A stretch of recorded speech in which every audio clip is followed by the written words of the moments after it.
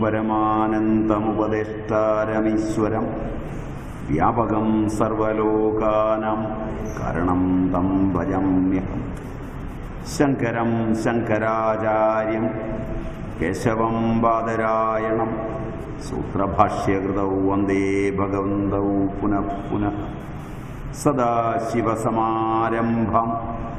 ശങ്കരാചാര്യമധ്യമാം അസ്മദാചാര്യപര്യന്താം വന്ദേ ഗുരുപരമ്പരാം. ബോധാനന്ദം ച കല്യാണം ലാനന്ദമാത്മജം സച്ചിദാനന്ദമാത്മജം ച്യുതാനന്ദഗുരും.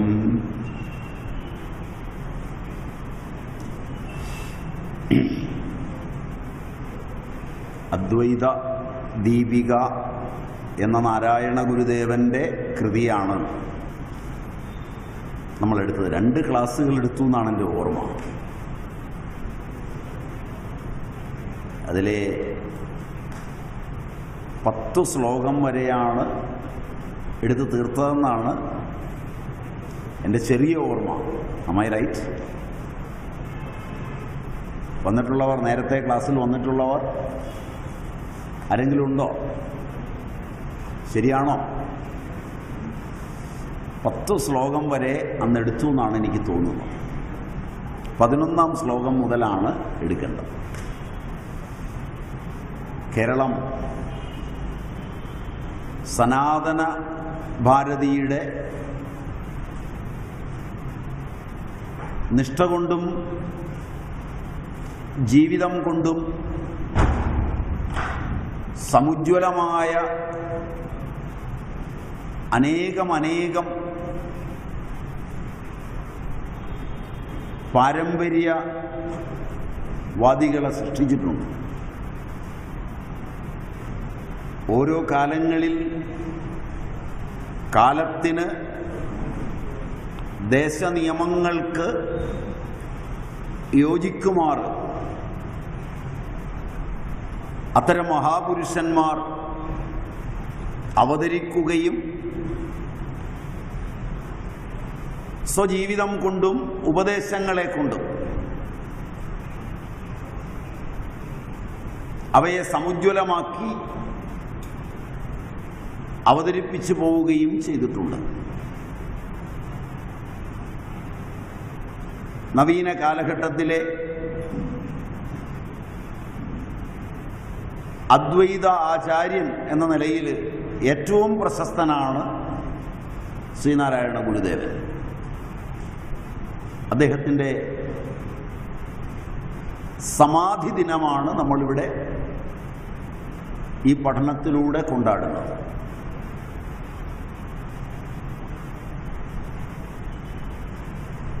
തൻ്റെ ജീവിതവും ദർശനവും നല്ലൊരളവ് വരെ സമീപകാല ലോകത്തെ ചിന്തിപ്പിക്കുന്നതാക്കി തീർക്കുവാൻ അദ്ദേഹത്തിന് കഴിഞ്ഞിട്ടുണ്ട്.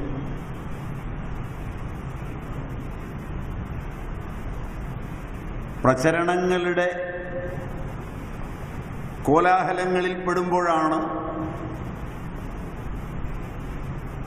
ആശയങ്ങൾ പലപ്പോഴും ചുരുങ്ങിപ്പോവുക.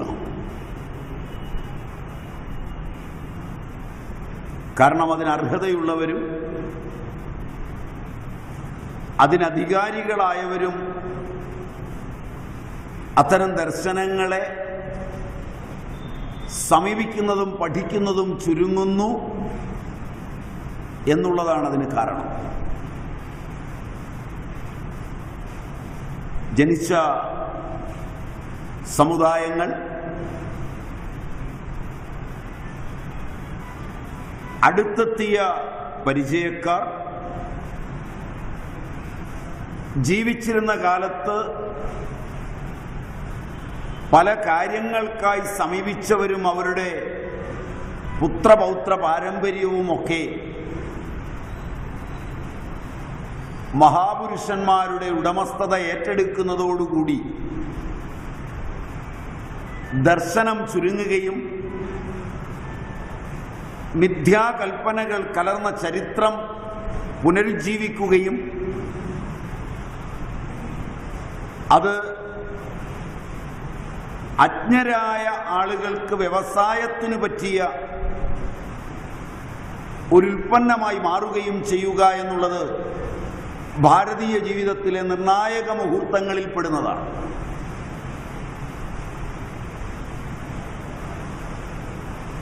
സമീപകാലത്തെങ്കിലും ഗുരുദേവന്റെ ജീവിതവും ഇതിൽ നിന്ന് അന്യമായി തീർന്നില്ല എന്ന ദുഃഖം നിശ്ചയമായും അതിലെ ദർശനങ്ങളെ അനുഷ്ഠാന പ്രധാനമായി സമീപിക്കുന്നവർക്ക് ഉണ്ടാകാതെ വയ്യ. അതുകൊണ്ട് ആ ദർശനത്തെ ഉൾക്കൊള്ളുമ്പോഴും പഠിക്കുമ്പോഴും അത് അധീതമാക്കുവാനും ആചരിക്കുവാനും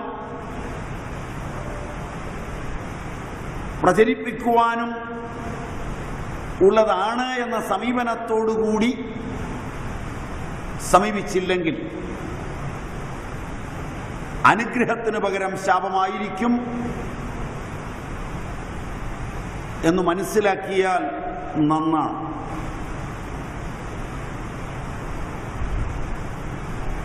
ഭാരതീയ ഗുരു പാരമ്പര്യത്തെക്കുറിച്ച് പ്രത്യേകിച്ച് പറയേണ്ടതില്ലെന്നാണ് എൻ്റെ വിശ്വാസം. അത്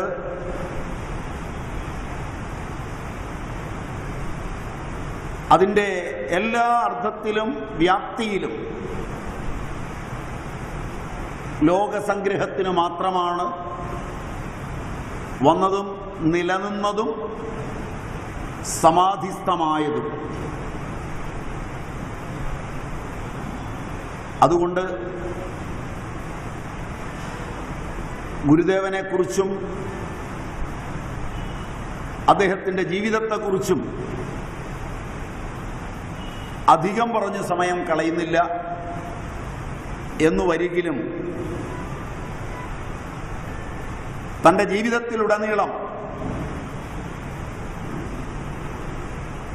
ജീവിതത്തിലുടനീളം ജീവകാരുണ്യം കൊണ്ടും ഏതൊരു അദ്വൈത സിദ്ധാന്തമാണോ പാരമ്പര്യത്തിൻ്റെ വഴിയും വെളിച്ചവും അതിനനുഗുണമായി അനുകമ്പ തികഞ്ഞ ജീവിതം പുലർത്തുവാനും ആ കാലഘട്ടത്തിലെ രണ്ട് സമുജ്വല ആചാര്യന്മാരാണ് ശ്രീനാരായണ ഗുരുദേവനും ചട്ടമ്പി സ്വാമികളും കേരളത്തിൽ.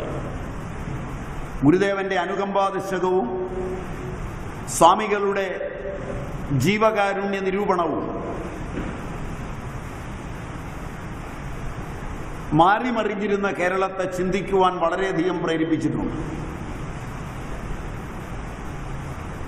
ഒരു വേള അനുകമ്പാദശകം കുറച്ചുകൂടി ലളിതവും ഉദാത്തവുമാണെന്ന് തോന്നുകയും ചെയ്യുന്നു. ആ ദാർശനിക തദ്ധിയിൽ, അദ്വൈതത്തിൻ്റെ ദാർശനിക തദ്ധിയിൽ നിന്നുകൊണ്ട് എങ്ങനെ സാമൂഹികത ആവാം? കാരണം ഒരു ആക്ഷേപമുള്ളതാണ്, അദ്വൈതം ഒരു സിദ്ധാന്തമാണ്, പ്രയോഗമല്ല.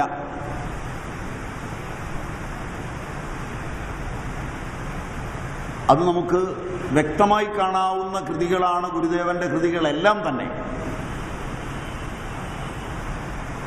മറ്റൊന്ന്,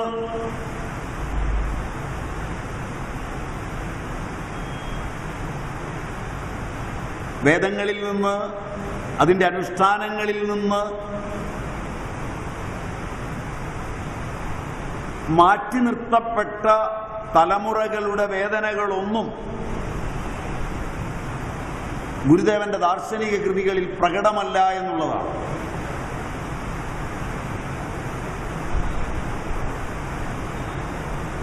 നൂറ് ശതമാനവും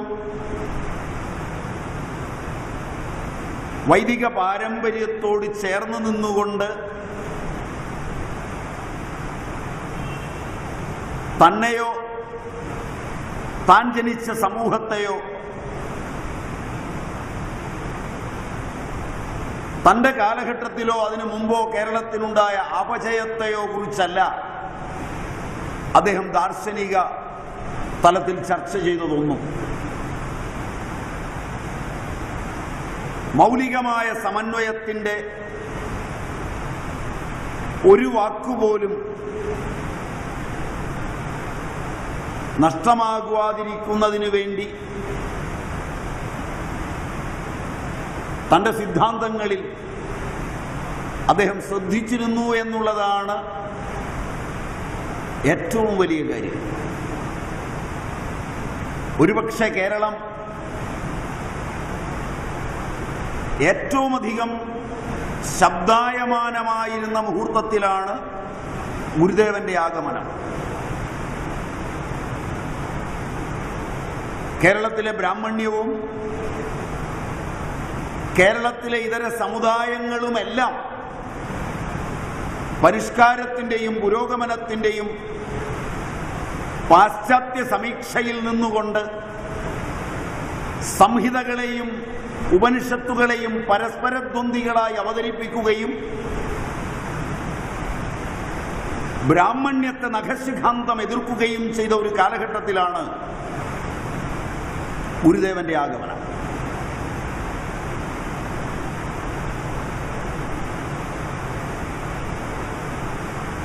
ബ്രാഹ്മണ്യത്തിൻ്റെ എല്ലാ നല്ല അനുഷ്ഠാനങ്ങളും സ്വയം സ്വീകരിക്കുകയും അഥവാ ജന്മനാ തന്നെ ഉണ്ടായിരിക്കുകയും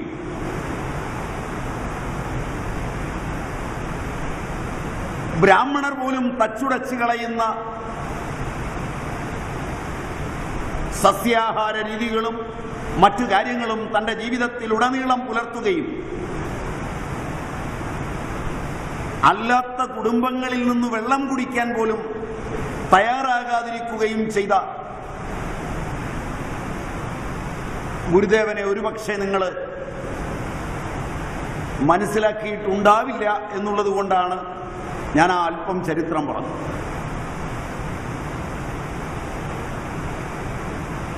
പുരോഗമനകാരികളായ ബ്രാഹ്മണരുൾപ്പെടെ, കേരളത്തിലെ ജന്മബ്രാഹ്മണരുൾപ്പെടെ, ബ്രഹ്മജ്ഞാനികളല്ല, നമ്പൂതിരിമാർ, അയ്യർമാർ, അയ്യങ്കാർമാർ, ഇവരെല്ലാം ഉൾപ്പെടെ സമസ്ത മേഖലകളിലും ഒരു പക്ഷേ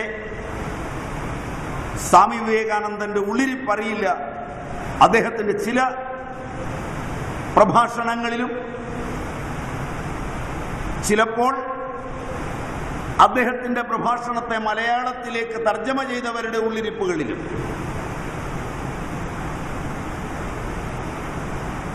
കാരണം that intellectual giant reduced the Pandits to ashes, reduced to ashes എന്ന ഫ്രേസ് പ്രയോഗിക്കുമ്പോൾ NV കൃഷ്ണവാര്യർ ഉൾപ്പെടെയുള്ള പണ്ഡിതന്മാർ തർജ്ജമ ചെയ്യുമ്പോൾ എഴുതിയത് ആ ബുദ്ധിരാക്ഷസൻ എത്രയെത്ര പണ്ഡിതന്മാരെയാണ് തീയിലിട്ട് ചുട്ടുകൊന്നത് എന്നാണ് രേഖപ്പെടുത്തിയിട്ടുള്ളത്. ആ കാലഘട്ടത്തിലാണ് ഗുരുദേവൻ കേരളത്തിൻ്റെ നഭോമണ്ഡലത്തിൽ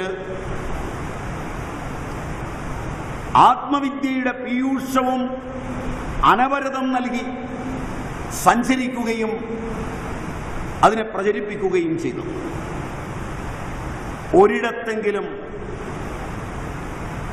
പാരമ്പര്യ വിജ്ഞാനത്തിൻ്റെ പരമാനന്ദം നുകരുകയും പ്രചരിപ്പിക്കുകയും ചെയ്ത അദ്വൈതാനന്ദത്തിൻ്റെ അനവദ്യ സുന്ദര മേഖലകളെ ലോകജനതയ്ക്കായി നൽകിയ ശങ്കരനെ ഒരിടത്തു പോലും അദ്ദേഹം നിഷേധിക്കുകയോ നിന്ദിക്കുകയോ ചെയ്തില്ല എന്നുള്ളതാണ് നാരായണ ഗുരുവിൻ്റെ ജീവിതത്തിലെ ഏറ്റവും മനോഹരവും ഏറ്റവും ശ്രദ്ധേയവുമായ ചരിത്രപരമായ അംശങ്ങളിൽ ഒന്ന്. ഏതെങ്കിലും ഭയം കൊണ്ടോ ഏതെങ്കിലും ഭീരുത്വം കൊണ്ടോ അല്ല അത് എന്നുള്ളത് അദ്ദേഹത്തിൻ്റെ കൃതികളിലൂടെ സഞ്ചരിച്ചാൽ വ്യക്തമായി ബോധ്യമാകുന്നതുമാണ്. ഒരുപക്ഷെ പാരമ്പര്യത്തെ മുഴുവൻ വലിച്ചെറിഞ്ഞ് ഇന്ത്യൻ ജനതയുടെ മുഴുവൻ അമരക്കാരനായി മാറുവാൻ ധിഷണയും ശേഷിയും ശേമിഷിയും ഉണ്ടായിരുന്ന ഗുരു അദ്വൈത ചിന്തയെയും അതിൻ്റെ അവതാരകനെയും മാത്രമല്ല, വേദങ്ങളെയും ഉപനിഷത്തുകളെയും പോലും നിഷേധിക്കാതെ അവയുടെ ആശയങ്ങളെ അതീവ മനോഹരമായി ഒരു ജനതയ്ക്ക് നൽകിയത് പാരമ്പര്യ പ്രതിഷ്ഠ പുനരുജ്ജീവിപ്പിക്കുവാനായിരുന്നു എന്നെങ്കിലും അദ്ദേഹത്തിൻ്റെ ജന്മദിനവും സമാധി ദിനവും ആഘോഷിക്കുന്ന വേളകളിൽ അദ്ദേഹത്തോട് ഭക്തിയുള്ളവർ ആലോചിക്കുന്നത് ഉചിതമായിരിക്കും എന്നോർമ്മിപ്പിക്കുവാനാണ് ഞാൻ ആ ചരിത്രത്തെ അല്പമൊന്ന് ഉദ്ധരിച്ചത്.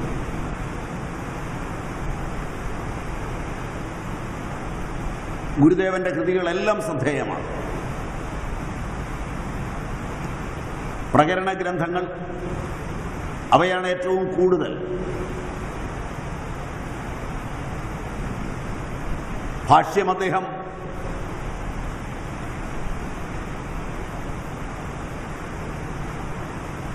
പ്രത്യേകമായി രചിക്കുകയായിരുന്നില്ല, തൻ്റെ പ്രകരണ ഗ്രന്ഥങ്ങളിലൂടെ അവതരിപ്പിക്കുകയായിരുന്നു പൂർവഗ്രന്ഥങ്ങൾ. ഭഗവത്ഗീത, ഉപനിഷത്തുകൾ ഇവയ്ക്കൊക്കെ ഭാഷ്യം ചമച്ച് ശങ്കര പാരമ്പര്യത്തിലൂടെ ആളുകൾ പോരുമ്പോൾ ഭാഷ്യമുണ്ടല്ലോ എന്നുള്ളത് കൊണ്ടാണോ എന്നറിയില്ല, അദ്ദേഹം ആ വഴിയിലല്ല സഞ്ചരിച്ചത്. സ്വാനുഭൂതിയെ തൻ്റെ പ്രകരണ ഗ്രന്ഥങ്ങളിലൂടെ ശക്തമായി അവതരിപ്പിക്കുക, അതേസമയം പൂർവ പാരമ്പര്യത്തെ അല്പം പോലും ഉപേക്ഷിക്കാതിരിക്കുക എന്ന ശ്രദ്ധേയമായ ഒരു വഴിയാണ് സ്വീകരിച്ചത്. പലപ്പോഴും ഇന്ത്യൻ സന്യാസ പാരമ്പര്യം ശങ്കരാദ്യന്മാരുടെ കൃതികളെ വ്യാഖ്യാനിച്ചു, പ്രസ്ഥാനത്രയം മുതലായവയ്ക്ക് ഭാഷ്യം ചമച്ചു, നൂറ്റാണ്ടുകളിലൂടെ ജനങ്ങൾക്കറിയാവുന്ന കൃതിയിലൂടെ കൈവച്ച് അതിൽ തൻ്റെ അഭിപ്രായങ്ങൾ ആവോളം തിരികെ കയറ്റി പ്രശസ്തരാകാൻ ശ്രമിക്കുമ്പോൾ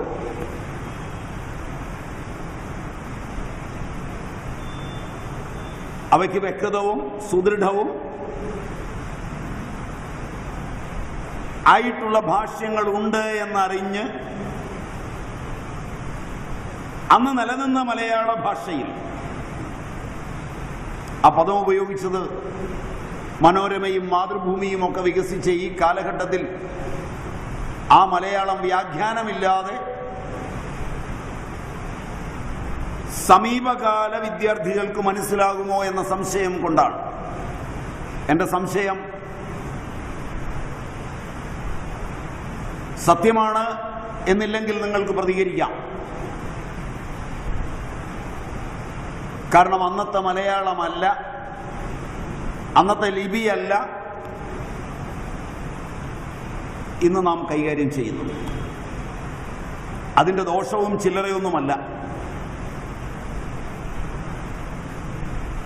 മലയാള ഭാഷയുടെ മനോഹരതയും മലയാളികളുടെ നേട്ടവും ആ ലിപിയായിരുന്നുവെന്നാണ് എൻ്റെ വിശ്വാസം. ടൈപ്പ് റൈറ്ററിന് വേണ്ടിയാണെന്ന് തോന്നുന്നു ആദ്യത്തെ ലിപി പരിഷ്കരണം ഉണ്ടായത്. കാരണം അതിൻ്റെ കീബോർഡുകൾക്ക് വേണ്ടിയാണോ എന്ന് തോന്നുന്നു. Am I right? അതിൽ നിങ്ങളുടെ ഭാഷാ പണ്ഡിതന്മാർ ശ്രദ്ധിച്ചില്ല എന്നാണ് എൻ്റെ വിശ്വാസം. കാരണം കേരളം ഇന്ന് ശക്തമായ പരസ്പര വിയോജിപ്പിലേക്ക് എത്തിയത് ഭാഷയുടെ അച്ചുകളിൽ നിന്നാണെന്ന് അന്ധമായി വിശ്വസിക്കുന്ന ഒരാളെന്ന നിലയിൽ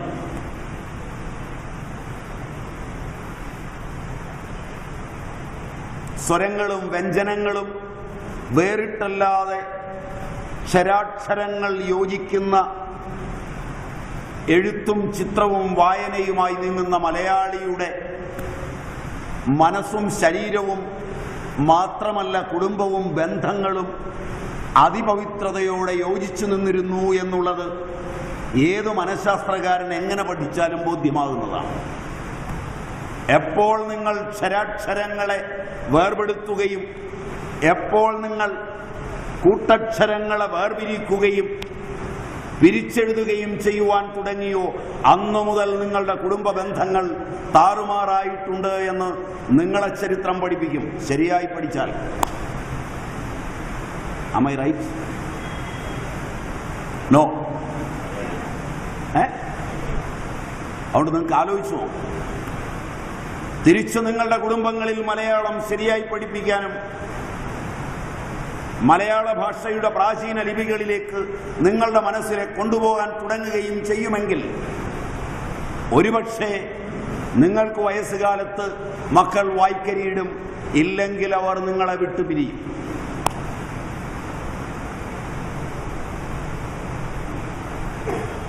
ഇങ്ങനെയൊക്കെ കുറെ അന്ധവിശ്വാസങ്ങളുള്ള ആളും കൂടിയാണ് ഞാൻ. എൻ്റെ അന്ധവിശ്വാസങ്ങൾ നിങ്ങൾക്ക് അത്ര സഹിക്കുമെന്ന് എനിക്ക് തോന്നുന്നില്ല. എനിക്കിഷ്ടം അവയാണത്. ഞാനിവിടെ വരുമ്പോഴൊക്കെ പറയാറുണ്ട്, എന്നെ സ്വാമി ഇടയ്ക്കൊക്കെ വിളിക്കുന്നത് ഈ അന്ധവിശ്വാസമൊക്കെ നിങ്ങളെ ഒന്ന് പഠിപ്പിക്കാനാണെന്നാണ് എൻ്റെ ധാരണ.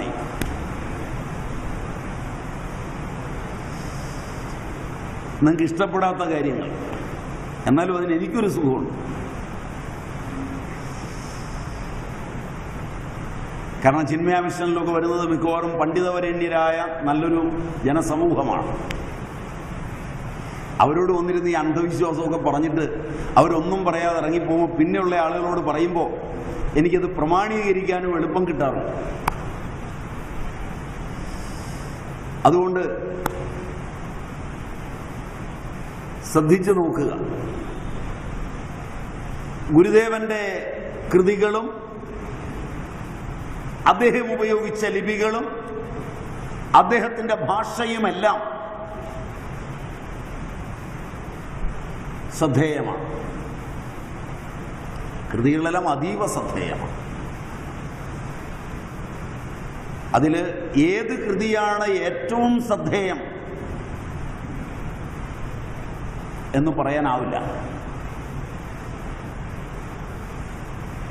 ധ്യാനാത്മകമായ 100 ദിവസങ്ങളിലൂടെ കൂട്ടിക്കൊണ്ടുപോകുന്ന ആത്മോപദേശ ശതകവും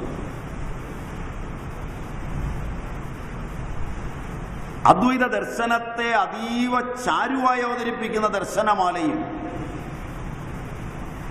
എണ്ണമറ്റ ദേവതാസ്തുതികളും അതൊക്കെ നമ്മൾ കുറേയെല്ലാം ഇവിടെ എടുത്തതാണെന്ന് തോന്നുന്നു.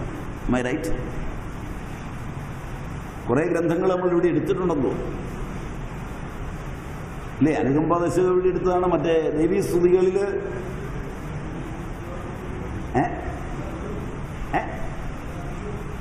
എടുത്തതാണതല്ല. ഓരോ വർഷവും ഓരോന്നെടുത്തിട്ടുണ്ട്. ഇത് മാത്രമാണ് നമ്മൾ 3 പ്രാവശ്യമായതെന്ന് തോന്നുന്നു. ഇത് വളരെ ശ്രദ്ധേയമാണ്. ഏറ്റവും പ്രാചീനങ്ങളായ കൃതികളോട് വളരെ ബന്ധമുള്ള ഗുരുദേവന് ഈ കൃതികളിലെല്ലാം ഒരു സമന്വയത്തിൻ്റെ തന്ത്രം ഉപയോഗിക്കുന്നത് പൂർവാചാര്യന്മാർ പോയ പന്ഥാവിലെ ഏറ്റവും നല്ല മുഹൂർത്തങ്ങൾ അവതരിപ്പിച്ചുകൊണ്ടാണ്. പ്രത്യേകിച്ച് ശ്രീഹർഷന്റെ ഈ കൃതിക്ക്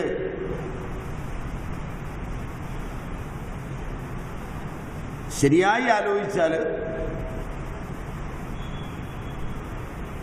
അഷ്ടാവക്രഗീത, യോഗവാസിഷ്ടം, ഖണ്ഡനഖണ്ഡനഖാദ്യം ഈ കൃതികളോടൊക്കെയുള്ള അടുപ്പം വളരെ വലുതാണ്. അത് നമ്മൾ മുൻ ശ്ലോകങ്ങളിൽ ഒരളവ് വരെ എടുക്കുകയും പറയുകയും ചെയ്തിട്ടുള്ളതാണ്. കാരണം ഭാരതീയ ചിന്തയുടെ നാൾവഴികൾ പരിശോധിക്കുമ്പോൾ 2 സാമ്പ്രദായിക തഥ്യങ്ങളെ ഒരേ ദർശനം അവതരിപ്പിക്കുന്നു. 1 പ്രാരബ്ധം, 2 പുരുഷാർത്ഥം.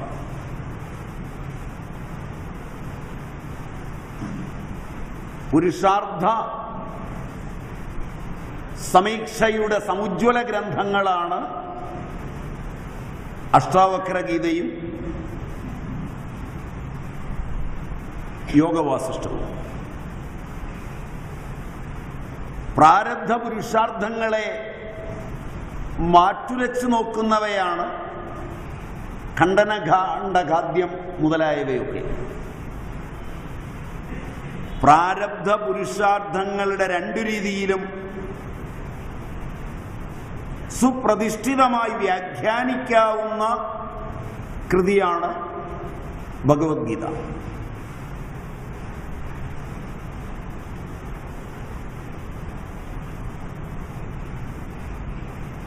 ലൗകികമായ യുദ്ധത്തിൻ്റെ വഴിയിൽ പുരുഷാർത്ഥരൂപേണയുള്ള വ്യാഖ്യാനവും മാഹിംസ്യത് സർവഭൂതാനി എന്ന വേദനിർദ്ദേശത്തിൽ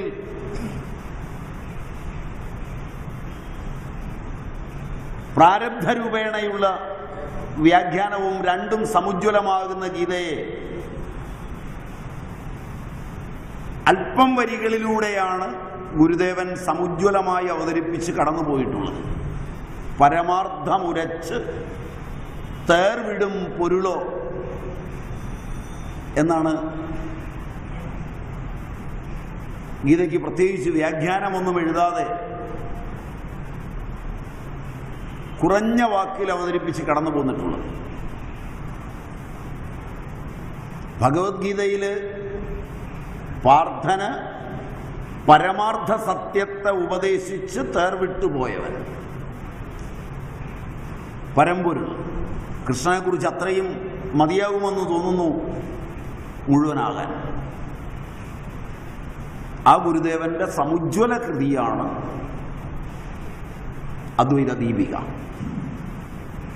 ഇതിലെ 10 ശ്ലോകങ്ങൾ നമ്മൾ എടുത്തു എങ്കിലും പുതിയ ആളുകളുണ്ടെന്ന് തോന്നുന്നു. മുൻ ക്ലാസ്സുകളിൽ വരാത്തവരുണ്ടെന്ന് തോന്നുന്നു. Am I right?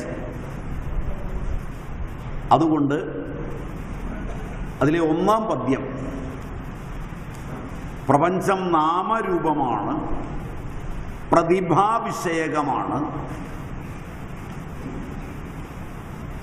ഓരായുകിൽ ഉള്ളതും ആരായുകിൽ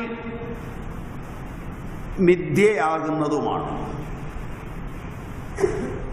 അത് വേറിട്ടല്ല. വിശ്വം അറിവാകുന്ന മരുവിൽ പ്രവാഹം പോലെയാണ് എന്ന് പറയുന്നു. 2-ാം പദ്യത്തിൽ വാസസ് തന്തുവിത്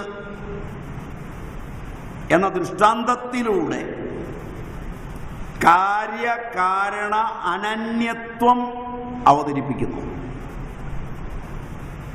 കാര്യവും കാരണവും രണ്ടില്ല, ഏകമാണ് എന്ന് അവതരിപ്പിക്കുന്നു. പ്രപഞ്ചവും പ്രപഞ്ച കാരണവും രണ്ടല്ല,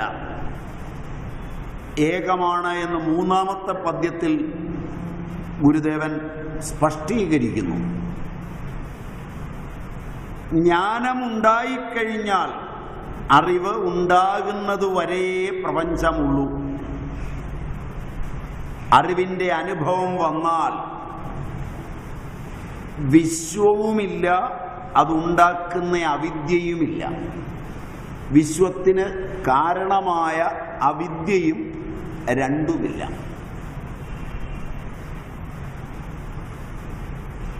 ആത്മസത്യത്തെ അതുപോലെ പ്രപഞ്ചമിഥ്യാത്വത്തെ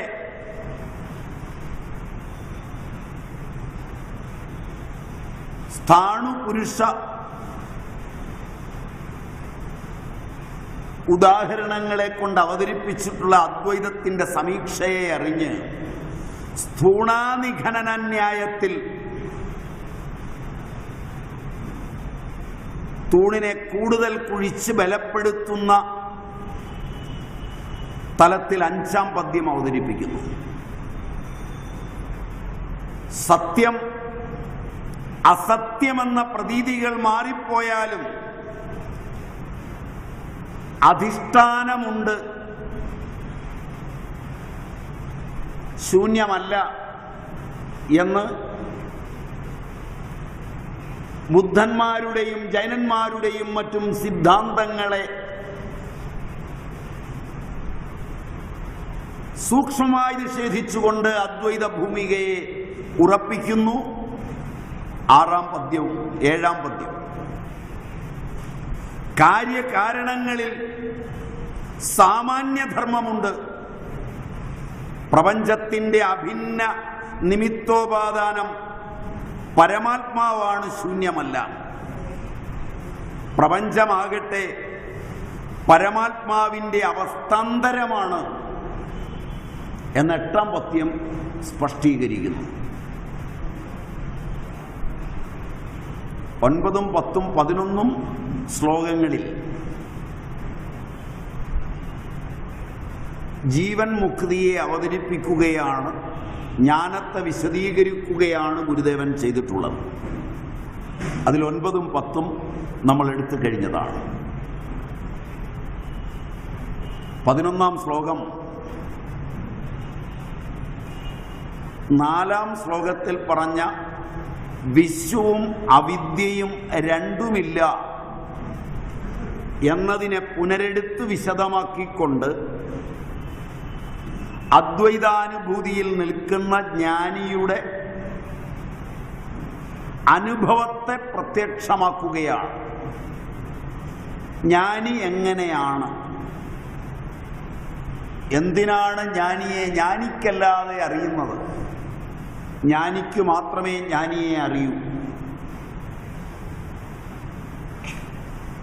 അജ്ഞാനിക്ക് ജ്ഞാനിയെ അറിയില്ല. അജ്ഞാനിയുടെ ഇന്ദ്രിയങ്ങൾ വിഷയപരങ്ങളായിരിക്കൊണ്ട് വിഷയങ്ങളെ അല്ലാതെ അറിയാനാവില്ല. അപ്പോൾ പിന്നെ എന്തിനാണ് ഇത് പറയുന്നത്? ആദരിക്കാനും അനുകരിക്കാനും, അതിന് മാത്രമാണ്. ഭാരതം ജ്ഞാനികളെക്കുറിച്ച് എന്തിനാണ് എഴുതിയത്? ജ്ഞാനിയെ ഒരു അജ്ഞാനിക്ക് എങ്ങനെ തിരിച്ചറിയും? അജ്ഞാനിക്ക് ജ്ഞാനിയെക്കുറിച്ച് എന്ത് സംബന്ധം? പാരമ്പര്യവും മര്യാദയുമുണ്ടെങ്കിൽ, ജ്ഞാനമാർഗത്തിൽ സഞ്ചരിക്കാൻ ആഗ്രഹിക്കുന്നുവെങ്കിൽ ജ്ഞാനികളായവരെ ഇത്തരം ശാസ്ത്രങ്ങളുടെ തലങ്ങളിൽ നോക്കി ചിന്തിച്ച് അവരെ ആദരിച്ച് അവരുടെ ലോകങ്ങളിൽ, അവരുടെ സമീപത്തിൽ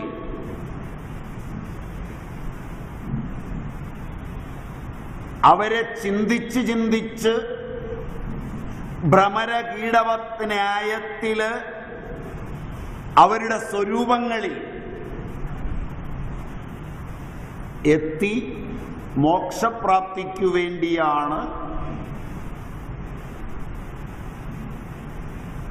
അവരെക്കുറിച്ച് പറയുന്നത്. അതനുകരിക്കാൻ, ആരാധിക്കാൻ ഭാരതം ഇതിലൊട്ടും പിന്നോക്കമല്ല.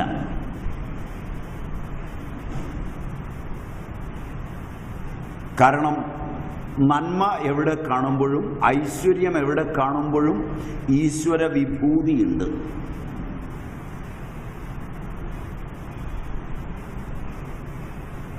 ആറ് വിഭൂതികളിൽ ഏത് കണ്ടാലും ഈശ്വര സാന്നിധ്യം അവിടെയുണ്ടെന്ന് അറിഞ്ഞ് ആദരിച്ചിട്ടു വേണം, വൈകല്യങ്ങളുണ്ടെങ്കിൽ അതിനെ ചൂണ്ടിക്കാണിക്കുവാനെന്നാണ് ഭാരതീയ രീതി. അതുകൊണ്ട് അവയെല്ലാം ഭഗവാന്റേത് തന്നെയാണ്. ആ തലത്തിൽ എല്ലാം തികഞ്ഞ ജ്ഞാനികളെ അവരെങ്ങനെ ഇരിക്കും കണ്ടാൽ? ഭഗവത്ഗീതയിലും ഇതിൻ്റെ നല്ലൊരു ചിത്രമുണ്ട്, സ്ഥിതപ്രജ്ഞ ലക്ഷണത്തിൽ. അത് അർജുനൻ ചോദിക്കുന്നുമുണ്ട്, സ്ഥിതപ്രജ്ഞസ്യ കാ ഭാഷ സമാധിസ്തസ്യ കേശവ സ്ഥിതധി കിം പ്രഭാഷേത കിം ഉപാസീത വ്രജേത കിം.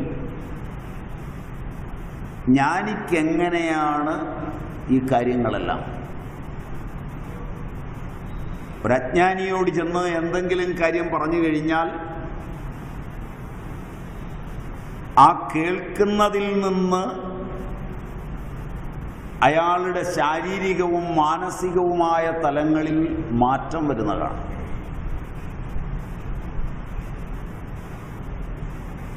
നമ്മൾ ജ്ഞാനിയാണോ അജ്ഞാനിയാണോ എന്ന് നോക്കാനും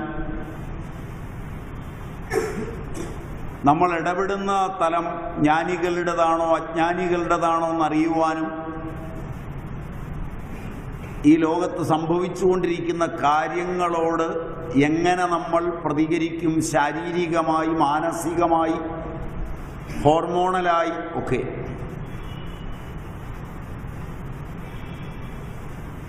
ഈ ലോകം മൊത്തം എൻ്റെ ശരീരമാണെന്ന് തോന്നുന്ന ഒരവസ്ഥയിലേക്കുള്ള വികാസമാണ് ഉണ്ടാകുന്നതെങ്കിൽ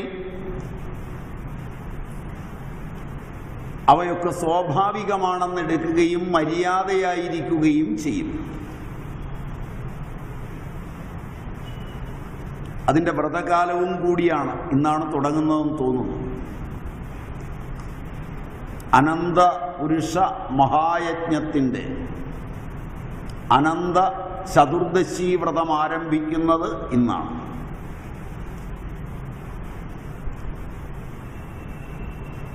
ഭഗവത്ഗീതയ്ക്ക് വിസ്തൃതമായൊരു വ്യാഖ്യാനം വിരാട് പുരുഷ വർണ്ണനത്തിൽ അനന്ത ചതുർദശിയോട് ചേർത്താണ്.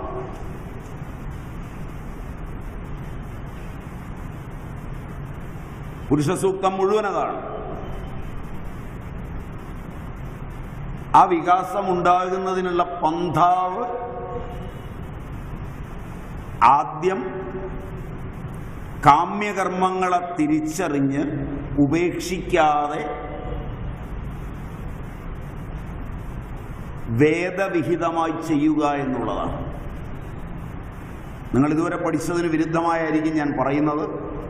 നിങ്ങൾ കേട്ടിട്ടുള്ളത് കാമ്യകർമ്മങ്ങളെ ഉപേക്ഷിക്കൂ എന്നായിരിക്കും. Am I right? അതാണ് നിങ്ങൾക്ക് വരാൻ പോകുന്ന ജന്മങ്ങൾക്കും നിങ്ങളുടെ ഇപ്പോഴുള്ള നാശങ്ങൾക്കും ആദ്യത്തെ കാരണം.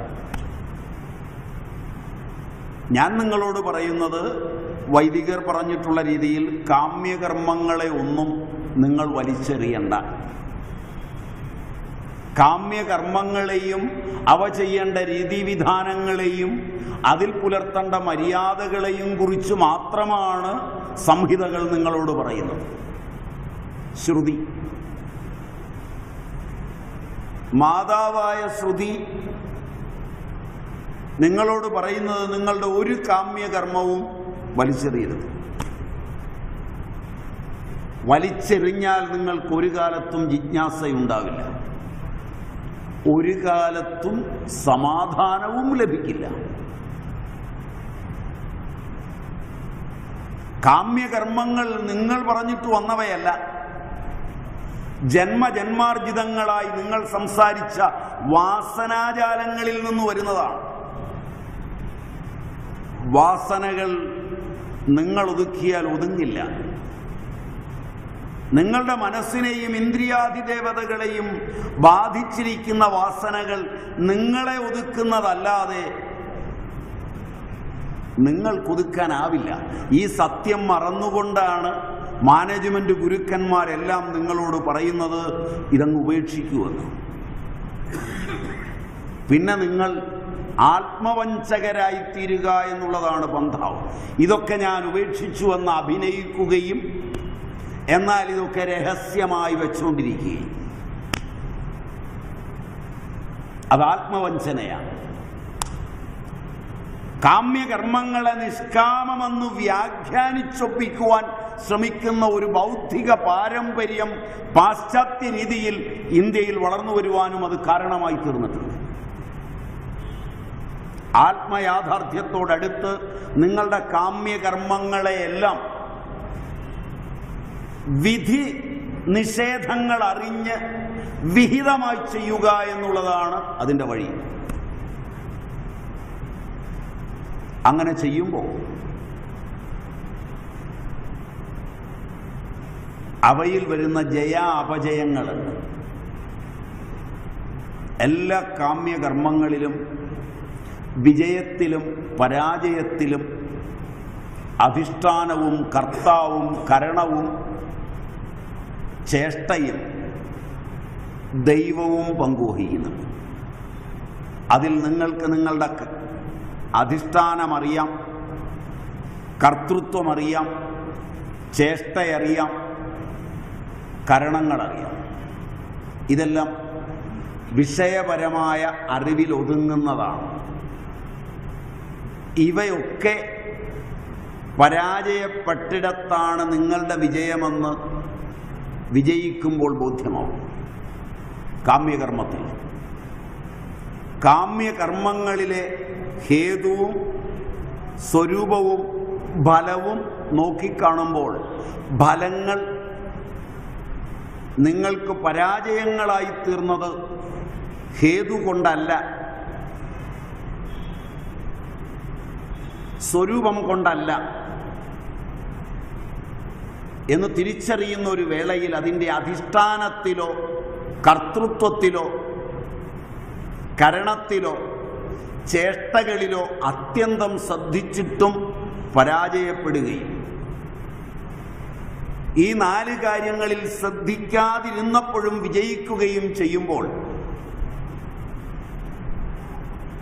നിങ്ങളെക്കുറിച്ചുള്ള നിങ്ങളുടെ ഇതുവരെയുള്ള അറിവും പ്രപഞ്ചത്തെക്കുറിച്ചുള്ള നിങ്ങളുടെ ഇതുവരെയുള്ള അറിവും മതിയാകാതെ വരുന്നിടത്ത് പ്രമാണത്തിലും പ്രമേയത്തിലും ശങ്കയുണ്ടാകുന്നതിനെയാണ്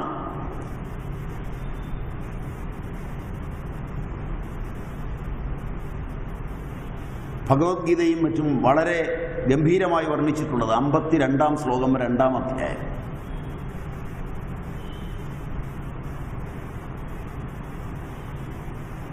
പുസ്തകമുണ്ടോ? ഗീതയുണ്ടോ? ഏതാ? തുടക്കം പറഞ്ഞാണ്.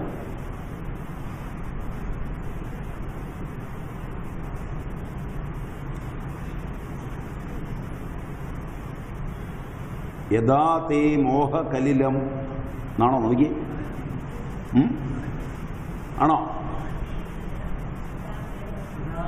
യഥാ തേ മോഹകലിലം ബുദ്ധിർവ്യതിതരിഷ്യതി തഥാ ഗന്ധാസി നിർവേദം ശ്രോതവ്യസ്യ സുതസ്യ ച. അടുത്ത ശ്ലോകം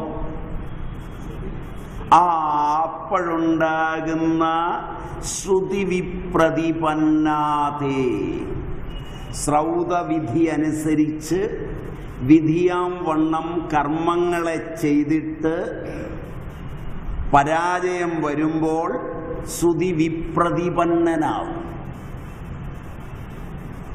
ഈ ഒരു അനുഭവം കിട്ടിയാൽ മാത്രമേ ആത്മലോകങ്ങളിലേക്ക് കയറാനാവൂ. അതുകൊണ്ട് ചെറുപ്പത്തിൽ തന്നെ വിധിയാം വണ്ണം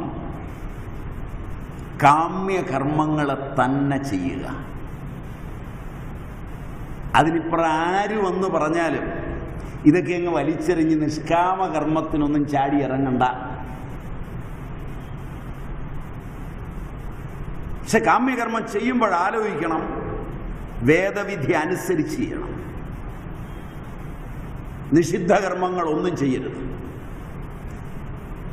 സ്നാനം നഗ്നം ച സമാചരേത് തുടങ്ങിയുള്ള നിഷിദ്ധ കർമ്മങ്ങളെല്ലാം ഉപേക്ഷിക്കണം.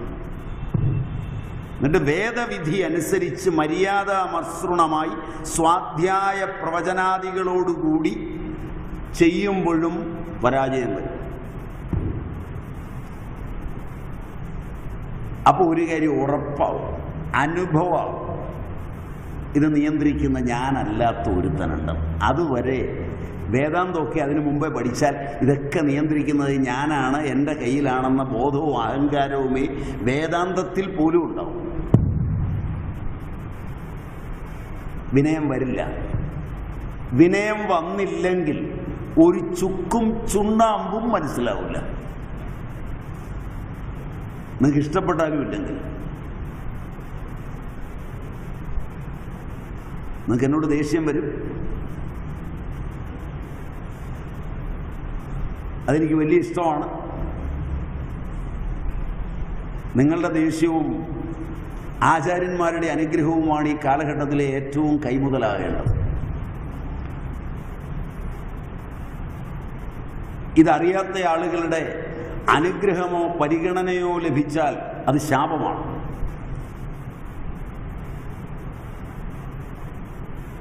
അതുകൊണ്ട് സുവ്യക്തമായി പാരമ്പര്യ മര്യാദയിൽ മനസ്സിലാക്കിക്കൊള്ളുക. കാമ്യകർമ്മങ്ങളെ വിധിയാം വണ്ണം ചെയ്യുക.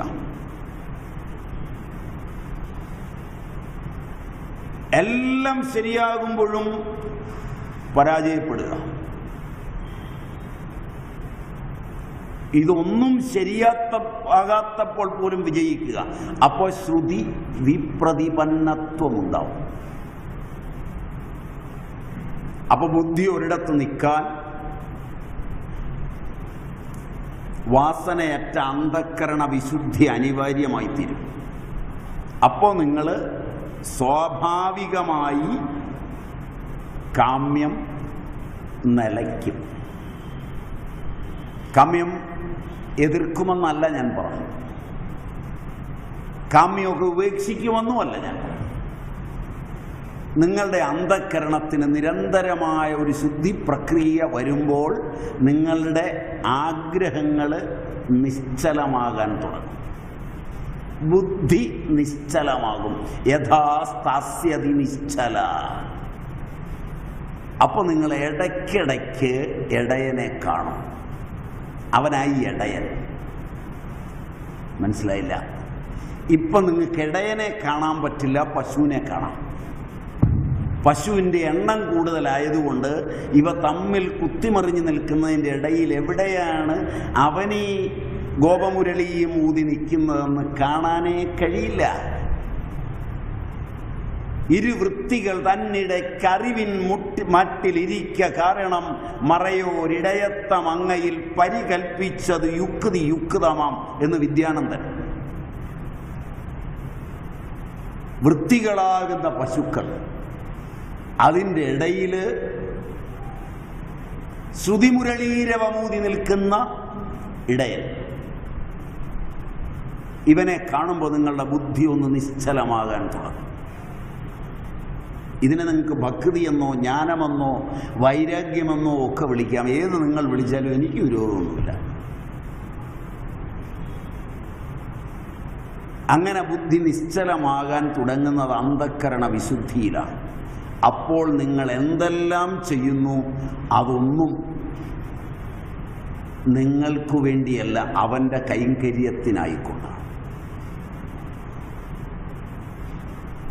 ഇപ്പം നിങ്ങൾക്കൊന്നറിയാം, നിങ്ങളെ നിയന്ത്രിക്കുന്നതും ഭരിക്കുന്നതും അവനാണ്.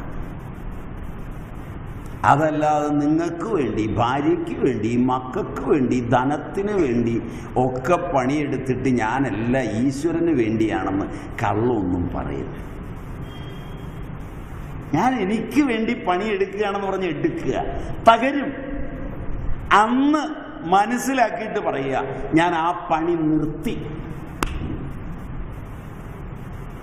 നിർത്താതെ പറ്റില്ലാതെ അതുവരെ നിങ്ങൾ പണിയെടുക്കുക.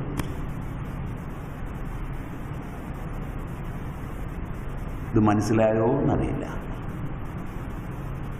ഇവിടെ എത്തുമ്പോൾ ജ്ഞാനം കൈവന്നവർക്ക് ചില സ്വഭാവം ഉണ്ടാവും.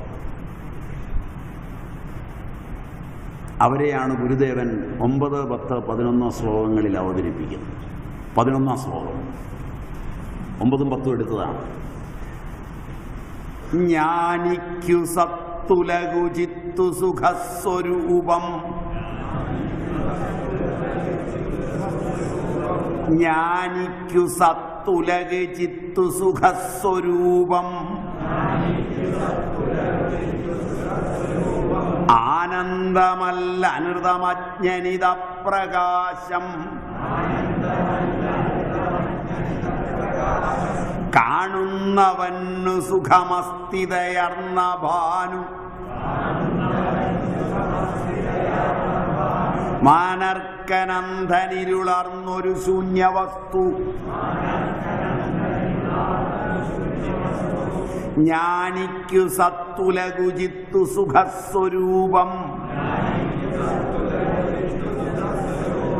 ആനന്ദമല്ലനൃതമജ്ഞനിത പ്രകാശം കാണുന്നവന്നു സുഖമസ്ഥിതയർന്ന ഭാനുമാനർക്കൻ അന്ധനിരുളർന്നൊരു ശൂന്യവസ്തു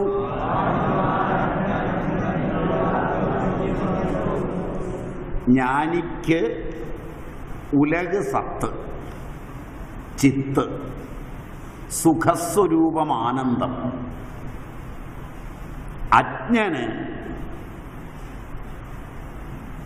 അനൃതം, അപ്രകാശം, കാണുന്നവന് സുഖമസ്ഥിതയാർന്ന ഭാനുമാനർക്കൻ അന്ധന് ഇരുളർന്ന ശൂന്യവസ്തു. ജ്ഞാനിക്ക്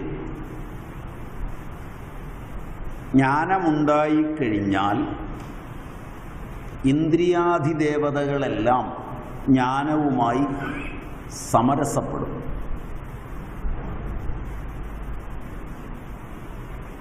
നമ്മുടെ ആത്മാവ് വളരെ വിപുലമാണ്. ഏകവും അദ്വയവും സച്ചിദാനന്ദവുമാണ് കേവലമായ ആത്മസ്വരൂപം. അതിൽ വാസനയുടെ ഒരു പ്രകാശം സമഷ്ടി സൃഷ്ടിയിൽ നിന്ന് പ്രകടമാവുകയോ ജീവസൃഷ്ടിയിൽ നിന്ന് പ്രകടമാവുകയോ പരമ്പരാപ്രാപ്തമായ അജ്ഞാനത്തിൽ നിന്ന് പ്രകടമാവുകയോ ചെയ്യുമ്പോൾ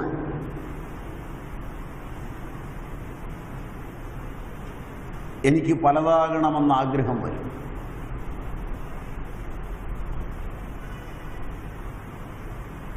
അതാണ് അവിദ്യയുടെ ആദ്യ രൂപം. അവിടെ എനിക്ക് പ്രകടമാകണം എന്നാഗ്രഹം വരും. ജനിപ്രാദുർഭാവം. എനിക്ക് ജനിക്കണമെങ്കിൽ ജായ വേണം. അപ്പോഴാണ് ജായാമേ സ്യാദധ പ്രജാം പ്രജായേയ എന്ന് ഉള്ളിൽ തോന്നൽ വരും. അത് കഴിഞ്ഞാൽ വാസനയിൽ കർമ്മങ്ങൾ ആവിർഭവിക്കും. അപ്പൊ തോന്നും വിത്തം മേ സ്യാദധ കർമ്മ കുർവീയ. അങ്ങനെയാണ് ഇത് വളർന്നു പോകുന്നത്. അപ്പോഴും ആദ്യമായ ആനന്ദത്തിൻ്റെ, ജ്ഞാനത്തിൻ്റെ, സദ്ഭാവത്തിൻ്റെ വിളക്കകത്ത് തെളിയുന്നുണ്ടാവും.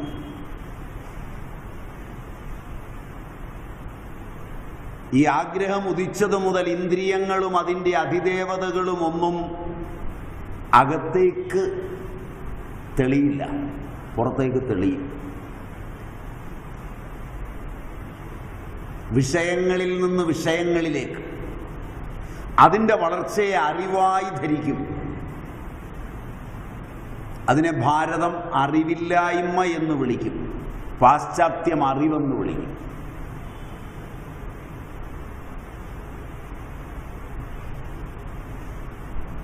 എണ്ണിയാലൊടുങ്ങാത്ത വിഷയങ്ങളുണ്ടാക്കുന്ന സ്പന്ദമാത്രകളെ പഠിച്ചും പഠിപ്പിച്ചും ജന്മം കളയുമ്പോൾ അറിവുണ്ടാകുന്നുവെന്ന് പാശ്ചാത്യ ദർശനം.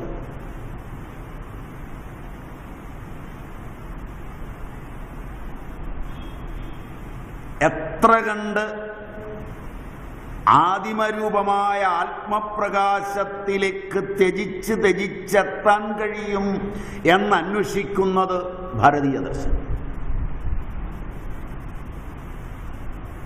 ഇത് രണ്ടും സമന്വയിക്കാമെന്നാണ് നമ്മുടെ മാനേജ്മെന്റ് ഗുരുക്കന്മാർ പറയുന്നത്. ഇരുട്ടും വെളിച്ചവും എങ്ങനെ നടക്കുമെന്ന് എനിക്കറിയില്ല.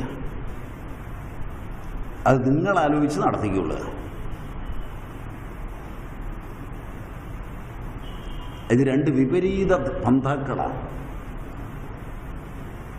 പക്ഷെ ഇത് തന്നിൽ നിന്നാണ് ഉണ്ടാകുന്നതെന്നുള്ളത് കൊണ്ട് അതിനെ നിഷേധിച്ചും എത്താൻ പറ്റില്ല. അവിടെയാണ് ഭാരതീയ ദർശനത്തിൻ്റെ മഹിമാവ് കിടക്കുന്നത്. അതുകൊണ്ട് പറഞ്ഞു, നിന്റെ മനസ്സും വാക്കും ഇണചേർന്നുണ്ടാകുന്നതാണ് വത്സ ഈ പ്രപഞ്ചം.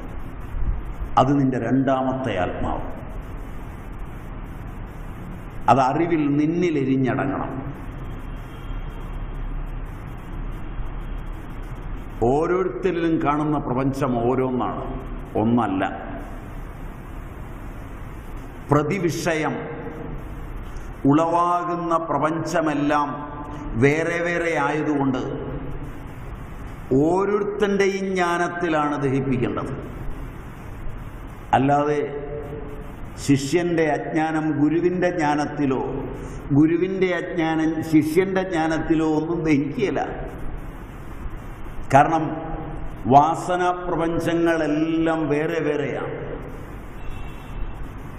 വാസനകൾ ഭിന്നമാണ്.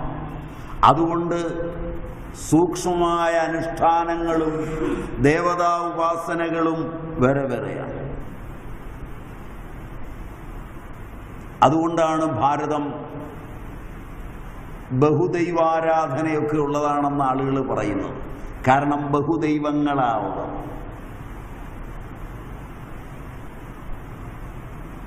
ആ വാസനാജാലങ്ങള് രൂപാന്തരപ്പെട്ട് നിൽക്കുന്നവനും നിൽക്കാത്തവനും. ജ്ഞാനി നിൽക്കുന്നവൻ. ഈ വാസനകളൊന്നും കളിക്കാത്തത് കൊണ്ട് അദ്ദേഹത്തിൻ്റെ ഇന്ദ്രിയങ്ങളുടെ അധിദേവതകൾ സമസ്തവും അന്തർമുഖമാണ്.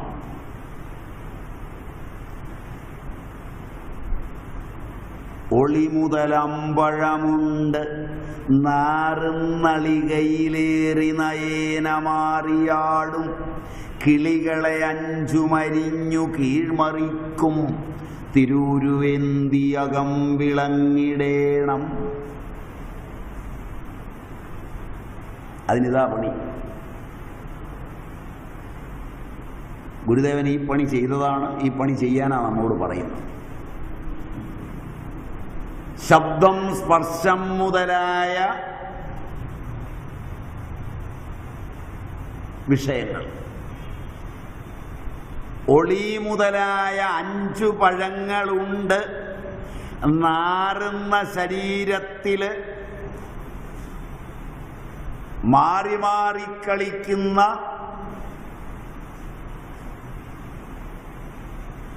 5 കിളികളെ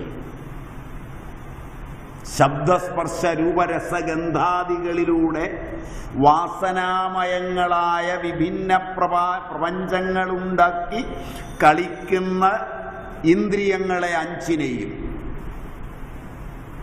അരിഞ്ഞ് കീഴ്മറിക്കുക. പുറത്തേക്കിരിക്കുന്നതിനെ അകത്തേക്കാക്കുക. ഉപനിഷദ് ഋഷി കശ്ചിത് ധീരഃ, ഏതോ ഒരു ധീരനായി ഇത് ചെയ്തതെന്നാ പറയുന്നത്. പ്രത്യേകാത്മാനമൈക്ഷദാവൃത്ത ചക്ഷു അമൃതത്വമിച്ഛൻ. കടം സ്വയംഭൂ പുറത്തേക്ക് വെച്ചതായി സാധനം. അങ്ങനെ അന്തർമുഖത്വം കൊണ്ട് സത്യം കണ്ടാൽ ജ്ഞാനിക്ക് നിത്യാനിത്യ വിവേകം വന്ന് ലോകം അസത്താണെന്നും സത്ത് ആത്മാവാണെന്നും നിത്യമതാണെന്നും ബോധ്യപ്പെട്ട് കഴിഞ്ഞ് ആ സത്ത്, ഏകമായ അദ്വയമായ ആത്മാവ് തത്വനിരൂപണത്തിൽ വ്യാകൃതമായി തീർന്ന് വികാരം കൊണ്ട് ഉണ്ടായതാണ് ഉലക് എന്ന് അറിയുകയും ആ സദ്വസ്തു തന്നെയാണ് ചിത്തജ്ഞാനമെന്നും ഇന്ദ്രിയഗോചരമായി കാണുന്ന സകലതിലും സുഖം എന്ന് വിചാരിക്കുന്നത് അതിൻ്റെ സുഖമല്ലെന്നും അത് ആത്മസുഖമാണെന്നും സുഖം ആനന്ദത്തിൻ്റെ സ്ഫുലിംഗം മാത്രമാണെന്നും ഇന്ദ്രിയഗോചരമായ ലോകത്ത് നിന്ന് എന്ത് സുഖം ലഭിക്കുമ്പോഴും അതാണ് സുഖം തന്നത് എന്നോർത്ത് അതിനെ മാനിച്ച് അതിൻ്റെ പിന്നാലെ പോകാതെ പോയാൽ അടി കിട്ടും. അടി കിട്ടുമ്പോൾ മനസ്സിലായാൽ എളുപ്പമാണ്. ഭാര്യ സുഖമാണ് എന്ന് പറഞ്ഞ് ഭാര്യയുടെ പിന്നാലെ കുറേ കാലം കഴിഞ്ഞ് ഒരു ദിവസം മനസ്സിലാക്കി ഇവൾ അത്ര സുഖമൊന്നുമല്ല. അന്ന് പിന്നെ നാട്ടുകാരോടൊക്കെ ഇവളുടെ കുറ്റം പറഞ്ഞു നടത്തുക. ഇത് തൻ്റെ ആത്മാവ് അവളിൽ പ്രതിബിംബിപ്പിച്ചത് പ്രിയം ഹേതുവായിട്ടാണെന്നും അസ്ഥിഭാതി പ്രിയങ്ങളിലെ പ്രിയം കൊണ്ടാണ് അവളാകുന്ന കണ്ണാടിയിൽ ആ പ്രിയം വന്ന സമയത്ത് തൻ്റെ പ്രതിബിംബം തെളിഞ്ഞുണ്ടായതെന്നും അത് കണ്ട് മോഹിച്ചാണ് ഇവൾ സുഖമാണെന്ന് വിചാരിച്ചതെന്നും പ്രിയം മാറി അപ്രിയം വന്നപ്പോൾ പ്രതിബിംബം കാണാതെ വന്നുവെന്നും അപ്പോൾ ഇവൾക്ക് തന്നോട് പ്രിയമില്ലെന്നും ഒക്കെ തോന്നി. അതുകൊണ്ടാണ് ഇപ്പം അവളുടെ കണ്ണാടിയിൽ വേറെ ബിംബം ഉണ്ടാകാൻ തുടങ്ങിയത് കൊണ്ടാണ്. ഇതുപോലെ നിങ്ങളുടെ വിഷയം പ്രതി ഈ പ്രതിബിംബം ഉണ്ടാകുന്നത് ബോധമുള്ളവനെ ഇതറിയുള്ളൂ. ഇത് നല്ലതാണ്, ഇത് പ്രിയമാണ്, ഇതുള്ളത് കൊണ്ട് നിങ്ങളോട് സംസാരിക്കാം, നിങ്ങളെ നേരിടാമെന്നൊക്കെ വിചാരിച്ച് ഇതിൽ എൻ്റെ പ്രതിബിംബം പ്രിയമായിരിക്കുമ്പോൾ ഇത് ചാരുവായിരിക്കുമ്പോൾ സുഖമാണ്. ഇത് കറണ്ട് അങ്ങ് പോയാൽ, ഇത് വർക്ക് ചെയ്യാതായാൽ ഇതിലെൻ്റെ പ്രതിബിംബം വീഴൂല. അപ്പം ഈ സാധനം എടുത്ത് വലിച്ചെറിയുകയും ഇതെങ്ങനെയാണെന്ന് പറയുകയും എന്നും എല്ലാം ഇങ്ങനെയാണ്. മനസ്സിലായില്ല? ഇത് പ്രിയം പ്രതിയാണ്, അസ്ഥിഭാതി പ്രിയം. അതനുസരിച്ച് വരുന്ന സച്ചിദാനന്ദം. ഇതറിഞ്ഞ ജ്ഞാനിക്ക് ഈ പ്രപഞ്ചം സുഖസ്വരൂപമാണ്.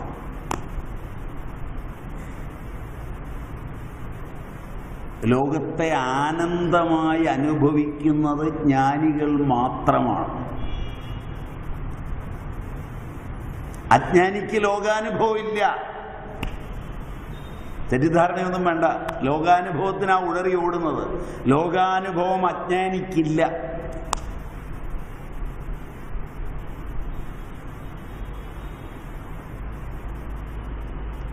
ലോകാനുഭവം ഈശ്വരൻ തന്നെയാണെന്ന് അറിയുന്നത് ജ്ഞാനിയാണ്.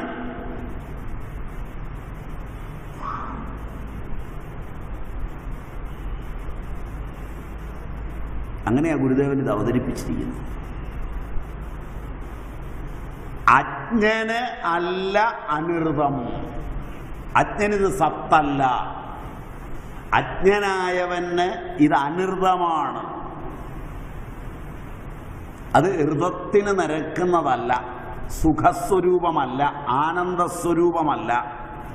അജ്ഞാനിക്കത് അപ്രകാശമാണ്, അചിത്താണ്, അസത്താണ്, അചിത്താണ്. ദൃഷ്ടാന്തം കൊണ്ട് പറയുകയാണ്. തെളിഞ്ഞ കണ്ണുള്ളവൻ നോക്കിയാൽ പ്രകാശിക്കുന്ന സൂര്യൻ, ഭാനുമാൻ അർക്കൻ, രണ്ടും സൂര്യൻ്റെ പര്യായമാണെങ്കിലും പ്രകാശിക്കുന്ന എന്ന് ഭാനുമാൻ, അർക്കൻ എന്നാൽ സൂര്യൻ. പ്രകാശം ചുരിഞ്ഞു നിൽക്കുന്ന ഉച്ചസ്ഥനായ സൂര്യൻ കണ്ണുള്ളവന് പ്രകാശം, അന്ധന് ശൂന്യവസ്തു. അതുപോലെ ജ്ഞാനിയും അജ്ഞനും തമ്മിൽ ഭേദമുണ്ട്. മൂന്ന് ഭാവങ്ങളും വളരെ പ്രകടമായി പറഞ്ഞു. ആത്മാവ് സത്താണ്, ആത്മാവ് ചിത്താണ്, ആത്മാവ് ആനന്ദമാണ്. അവ്യാകൃതമായ സച്ചിദാനന്ദം വികാരമായി വ്യാകൃതമായി തീർന്നതാണ് ഈ ദൃശ്യപ്രപഞ്ചം. കാര്യകാരണങ്ങൾ ഒന്നാണ് എന്ന് നേരത്തെ പറഞ്ഞതനുസരിച്ച് ഈ പ്രപഞ്ചം ഈശ്വരൻ തന്നെയാണ്.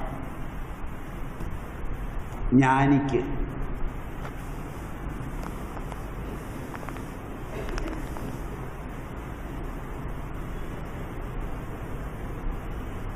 അതുകൊണ്ട് ജ്ഞാനി സച്ചിദാനന്ദത്തിലാണ്. അജ്ഞൻ സുഖദുഃഖങ്ങൾ മാറി മാറി അനുഭവിക്കുന്നവനാണ്.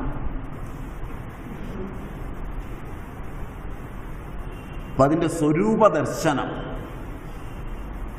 അതിൻ്റെ ഹേതു ദർശനം, വിശ്വത്തിൻ്റെ ഹേതു, സ്വരൂപം, വിശ്വാനുഭവത്തിൻ്റെ ഫലം,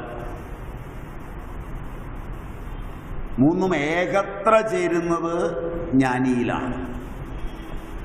അതാണ് ഗുരുദേവൻ നേരത്തെയും പറഞ്ഞു, ഇത് പരമാവധി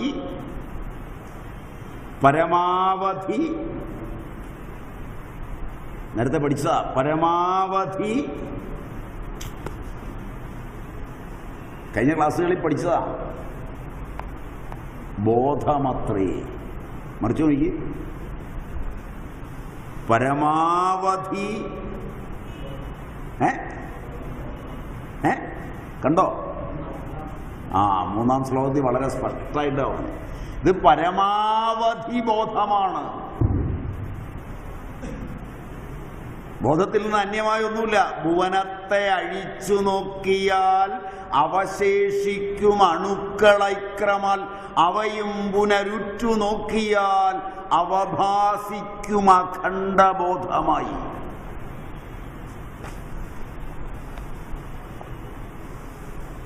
ശ്ലോകം വിദ്യാനന്ദൻ്റെയാണ്. ശങ്കര ദർശനത്തിൻ്റെ മഹിമാവിനെയാണ് പറഞ്ഞിരിക്കുന്നത്. ഏതാണ്ട് കഷ്ടിച്ച് അതിനടുത്തുവരെയൊക്കെ പ്ലാങ്കും കൂട്ടരുമൊക്കെ എത്തിയിട്ടുണ്ടെന്ന് വേണമെങ്കിൽ നിങ്ങൾക്ക് പറയാം.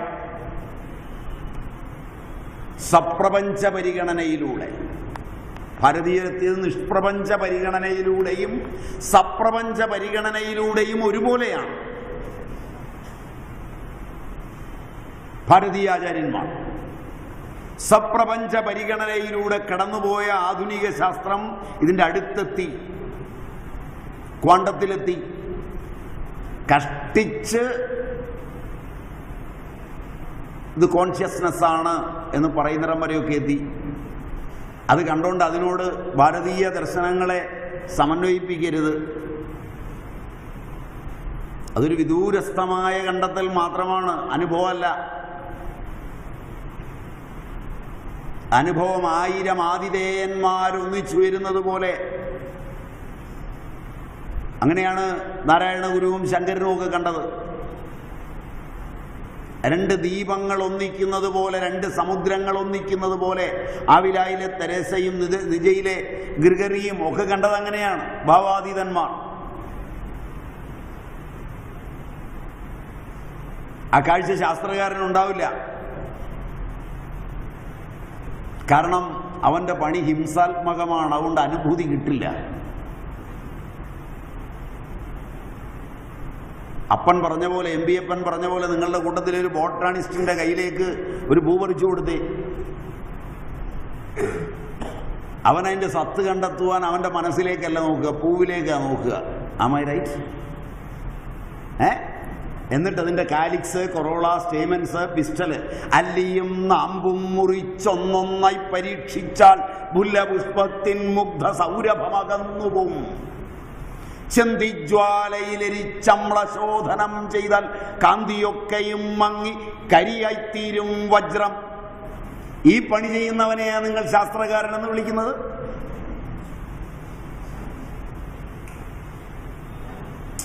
മനസ്സിലായില്ല? നിങ്ങളിലെ നശീകരണ ബുദ്ധി മുഴുവൻ സജീവമായി തീർന്ന് സകലതും നശിപ്പിച്ചെടുക്കുന്ന പ്രക്രിയയെ ശാസ്ത്രമെന്നും സാങ്കേതിക വിദ്യയെന്നും കവിതയെന്നും ഒക്കെ നിങ്ങൾ വിളിക്കുന്നു.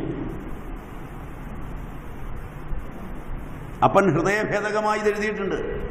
അല്ലിയും നാമ്പും മുറിച്ചൊന്നൊന്നായി പരീക്ഷിച്ചാൽ മുല്ലപുഷ്പത്തിൻ മുഗ്ധ സൗരഭമകന്നുപോം. ചെന്തിജ്വാലയിലെരിച്ചമ്ലശോധനം ചെയ്താൽ കാന്തിയൊക്കെയും മങ്ങി കരിയായിത്തീരും വജ്രം. ഈ പഠിത്തമൊക്കെ നിർത്ത്.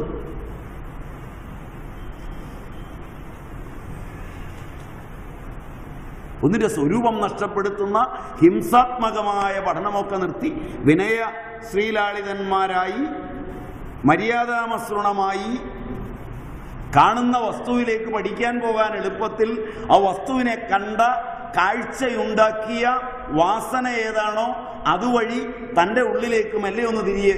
അപ്പോൾ പ്രകാശിച്ചു കാണും, വസ്തു കളയണ്ട.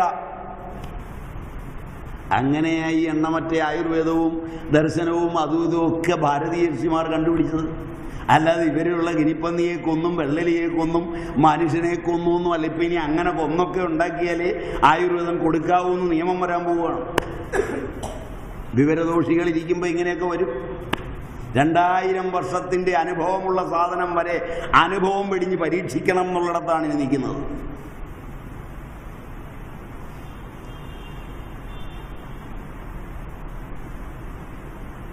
ഇതിൻ്റെ അനുഭൂതിയിലാകുമ്പോൾ പ്ലാങ്ക് പറഞ്ഞതിനപ്പുറത്ത് ശങ്കരൻ പറയും.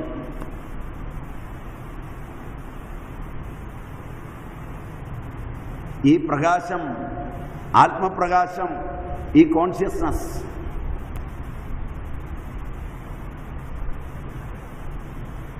എത്രയാ ഇതിൻ്റെ വലിപ്പം? നിങ്ങളുടെ ജ്ഞാനശക്തി എത്രയോ അത്രയും. ചിദ്രൂപം എത്രയോ അത്രയും. അതാണ് അതിൻ്റെ പരമമായ അവധി.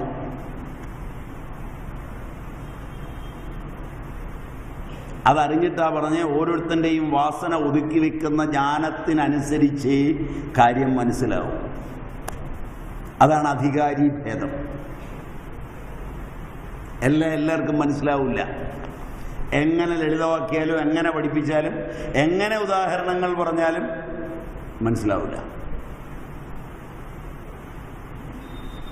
ചിദ്വിലാസം എത്ര അത്രയും നിങ്ങൾക്കറിയാം. കാരണം നിങ്ങളിലൊരു ചിദ്വിലാസിനിയുണ്ട്. നിങ്ങളുടെ ജ്ഞാനം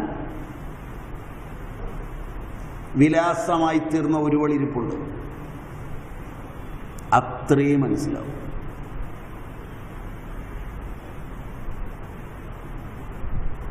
അതാ ഇതിൻ്റെ പരമാവധി. അപ്പൊ ആ പരമമായ അവധി വെച്ചുകൊണ്ടാണ് ശങ്കരനും മറ്റും ഇത് പറഞ്ഞത്. അത് അജ്ഞാനിയായവന് എങ്ങനെ സൂര്യൻ കണ്ണുള്ളവന് പ്രകാശിക്കുമ്പോൾ കണ്ണില്ലാത്ത അന്ധന് ഇരുളാർന്ന ശൂന്യം എന്ന് തോന്നുന്ന പോലെ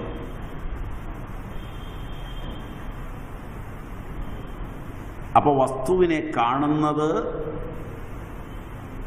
ഉള്ളിലെ പ്രകാശം, അത് കത്തിയിട്ട് വരുന്ന മനഃപ്രകാശം, ജഡമായ മനസ്സ് പ്രകാശിക്കുക, സങ്കല്പവികൽപ്പങ്ങൾ ഉണ്ടാവുക, അതിൻ്റെ പ്രകാശത്തിൽ, അതിൽ തട്ടിവരുന്ന പ്രകാശത്തിൽ ഇന്ദ്രിയങ്ങൾ പ്രകാശിക്കുക, അതിൻ്റെ ബുദ്ധി പ്രകാശിക്കുക, അതിലൂടെ പ്രപഞ്ചബോധമുണ്ടാവുക. അല്ലാതെ പ്രപഞ്ചം ഉള്ളതുകൊണ്ട് കാണുകയല്ല. നിങ്ങൾക്ക് പ്രകാശവും വാസനയും ഉള്ളതുകൊണ്ട് പഞ്ചീകരിച്ചു പ്രപഞ്ചമുണ്ടാക്കുകയാണ്. ഓരോരുത്തൻ്റെയും പ്രപഞ്ചം ഓരോന്നാണ്.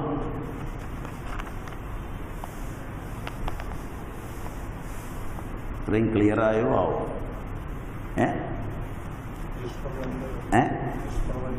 നിഷ്പ്രപഞ്ച പരിഗണന എന്ന് പറഞ്ഞാൽ പ്രപഞ്ചമില്ലാത്തതാണെന്ന് ചിലർക്കാദ്യം തന്നെ തോന്നും. അവരെല്ലാം നേതി നേതി എന്ന് പറയും. അങ്ങനെ എത്തുന്നതും ചിലർക്കാണെങ്കിൽ ഈ പ്രപഞ്ചം ഉള്ളതാണെന്ന് തോന്നും. അവർ ഇതി എന്ന് പറഞ്ഞ് പോകും. അതാണ് സപ്രപഞ്ച പരിഗണന. രണ്ട് ചിന്താധാരയാണ്. മനസ്സിലായി? പാശ്ചാത്യ ലോകം ഇതിലെ ഒരു പരിഗണനയെ മാത്രം വെച്ചുകൊണ്ടാണ് പോയത്. ഭാരതീയർ പോയത് രണ്ടും വച്ചുകൊണ്ടാണ്. രണ്ടും ഒരിടത്ത് ചെന്നെത്തുകയും ചെയ്യുന്നു എന്നുള്ളതാണ് ആചാര്യമതം. തത്വമസി അത് സപ്രപഞ്ച പരിഗണനയിലാണ്. മനസ്സിലായി? അഹം ബ്രഹ്മാസ്മി അത് നിഷ്പ്രപഞ്ച പരിഗണനയിലാണ്. അത് നേതിയിലൂടെയാണ് അഹം ബ്രഹ്മം എന്നുള്ളിടത്തെത്തുന്നത്. തത്വമസി എന്നുള്ളത് എത്തുന്നത് സപ്രപഞ്ച പരിഗണനയിലാണ്. വത്സ, കുറച്ചുപ്പെടുത്തുകൊണ്ടൊരു ആ വെള്ളത്തിൽ കലക്കൂ, അതിൻ്റെ മുകളിൽ നിന്ന് കുടിക്കൂ, കലന്തുരന്ന് അടിയിൽ നിന്ന് കുടിക്കൂ, എല്ലായിടത്തും ഉപ്പുണ്ട്, അത് നീയാണ്. പോയി ആൽമരത്തിൻ്റെ വിത്തെടുത്തുകൊണ്ട് വരൂ, ആ വിത്ത് മുറിക്കൂ, എന്ത് നീ കാണുന്നു? നീ എന്ത് കാണുന്നില്ലയോ അതാണ് വികസിച്ച് പടർന്ന് പന്തലായി നിൽക്കുന്ന ആൽമരം, അത് നീയാണ്.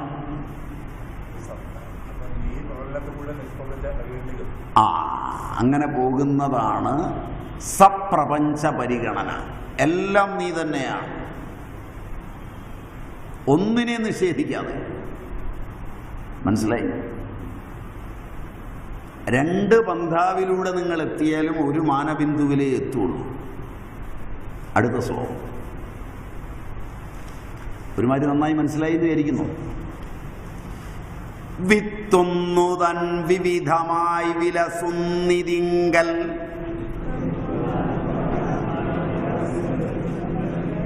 അർദ്ധാന്തരം ചെറുതുമില്ല വിശേഷമായി രജ്ജുസ്വരൂപമറിയാതിരുളാൽ വിവർത്ത സർപ്പം നിനക്കിലിതു രജ്ജുവിൽ നിന്നു വേറോ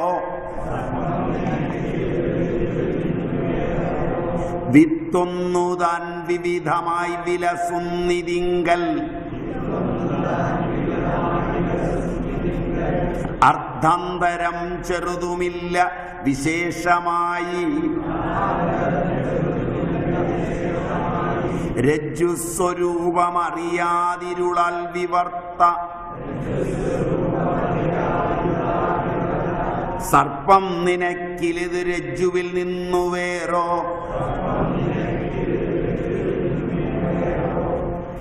വിത്ത് ഒന്നുതാൻ,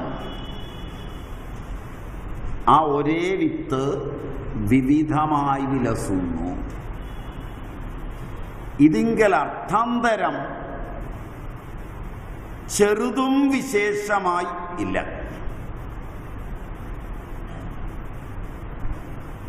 രജ്ജുസ്വരൂപം ഇരുളാൽ വിവർത്ത സർപ്പം നിനക്കിലിത് രജ്ജുവിൽ നിന്നു വേറോ.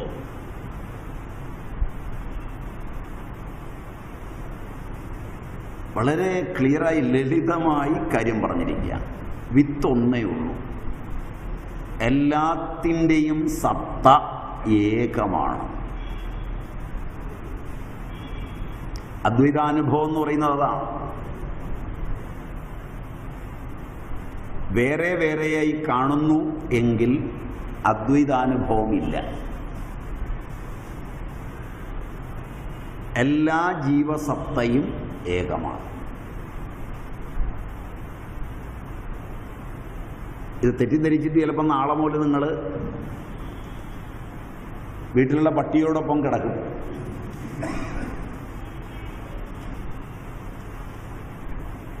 അത് അദ്വൈതമല്ല. ആരെങ്കിലും അങ്ങനെ കിടന്ന് കണ്ടാൽ അദ്വൈതമാണെന്ന് നിങ്ങൾ തെറ്റിദ്ധരിക്കും. അതും അദ്വൈതമല്ല. കാരണം അത് വാസനയാണ് വേർപെടുത്തുന്നത്. ആ വാസന മാറ്റിയിട്ടുള്ള സാധനമാണ് സത്ത. അജ്ഞാനത്തിൽ ഇതെല്ലാം വേറെ വേറെയാണ്. ക്രിയകളെല്ലാം അജ്ഞാനത്തിലാണ്. ജ്ഞാനത്തിൽ ഒരു ക്രിയയുമില്ല. പ്രപഞ്ചം സക്രിയമാകുന്നിടത്തെല്ലാം സ്വേച്ഛയാൽ, പരേച്ഛയാൽ, അനിച്ഛയാൽ അജ്ഞാനമുണ്ട്. സ്വേച്ഛാപ്രാരബ്ധങ്ങളാലോ പരേച്ഛാപ്രാരബ്ധങ്ങളാലോ അനിച്ഛാപ്രാരബ്ധങ്ങളാലോ അജ്ഞാനം ഉണ്ട്.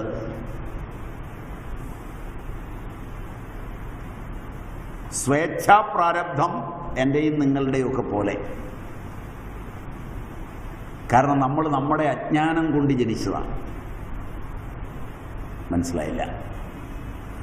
മഹാപുരുഷന്മാരുണ്ട്, അവർക്ക് അജ്ഞാനം ഉണ്ടായിട്ട് ജനിച്ചതല്ല.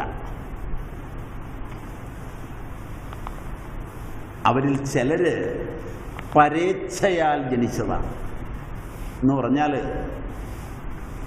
ഒരുപാട് ദൗഷ്ട്യങ്ങളും വിഷമതകളും ഒക്കെ കാണുമ്പോൾ ലോകം ഒന്നിച്ചിങ്ങനെ പ്രാർത്ഥിക്കും, ഇതൊക്കെ പോകാൻ പറ്റിയ ഒരു ദിവ്യൻ, ഒരു മഹാനുഭാവൻ നാളെ ഇങ്ങോട്ട് എഴുന്നള്ളണമേ, ഇതൊക്കെ അങ്ങ് തുടച്ചു മാറ്റണമേ എന്ന് പ്രാർത്ഥിക്കുമ്പോൾ സകല ആയുധങ്ങളാകുന്ന ജ്ഞാനത്തോടും കൂടി ചിലപ്പോൾ ചിലരിങ്ങി വരും.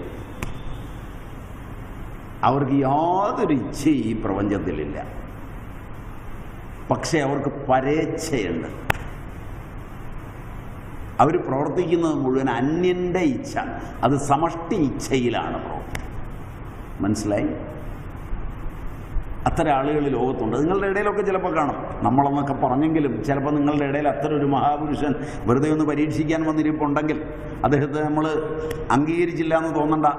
ചിലരങ്ങനെ പരേച്ഛയിൽ ജീവിക്കും, യാതൊരു സ്വന്തം ഇച്ഛയുമില്ല, ഒന്നും ആവശ്യമില്ല. നമേ പാർത്ഥാസ്തി കർത്തവ്യം ത്രിഷു ലോകേഷു കിഞ്ചന നാനവാപ്തമവാപ്തവ്യം വർത്തയേവ ച കർമ്മണി. അവരെ ഈ അടിച്ചു പൊളിച്ച് ജീവിക്കുക എന്നൊക്കെ നിങ്ങൾ പറയില്ലേ, അതാ കൂട്ടരാ. അവർക്കാണ് ഈ ആനന്ദമൊക്കെ അറിയുന്നത്. അവർക്ക് ഒരു ഇച്ഛയില്ല. ആരുടെ ഇച്ഛയും സമഷ്ടി ഇച്ഛയ്ക്ക് അനുഗുണമാണോ അത് അവരുടെ ഇച്ഛയാണ്. അവർ കയറി വീഴും. ഭാരതം ഇപ്പോൾ അത്തരം ഒരാളെ കാത്തിരിക്കുന്ന സമയമാണ് ഭരണത്തിലും മറ്റും.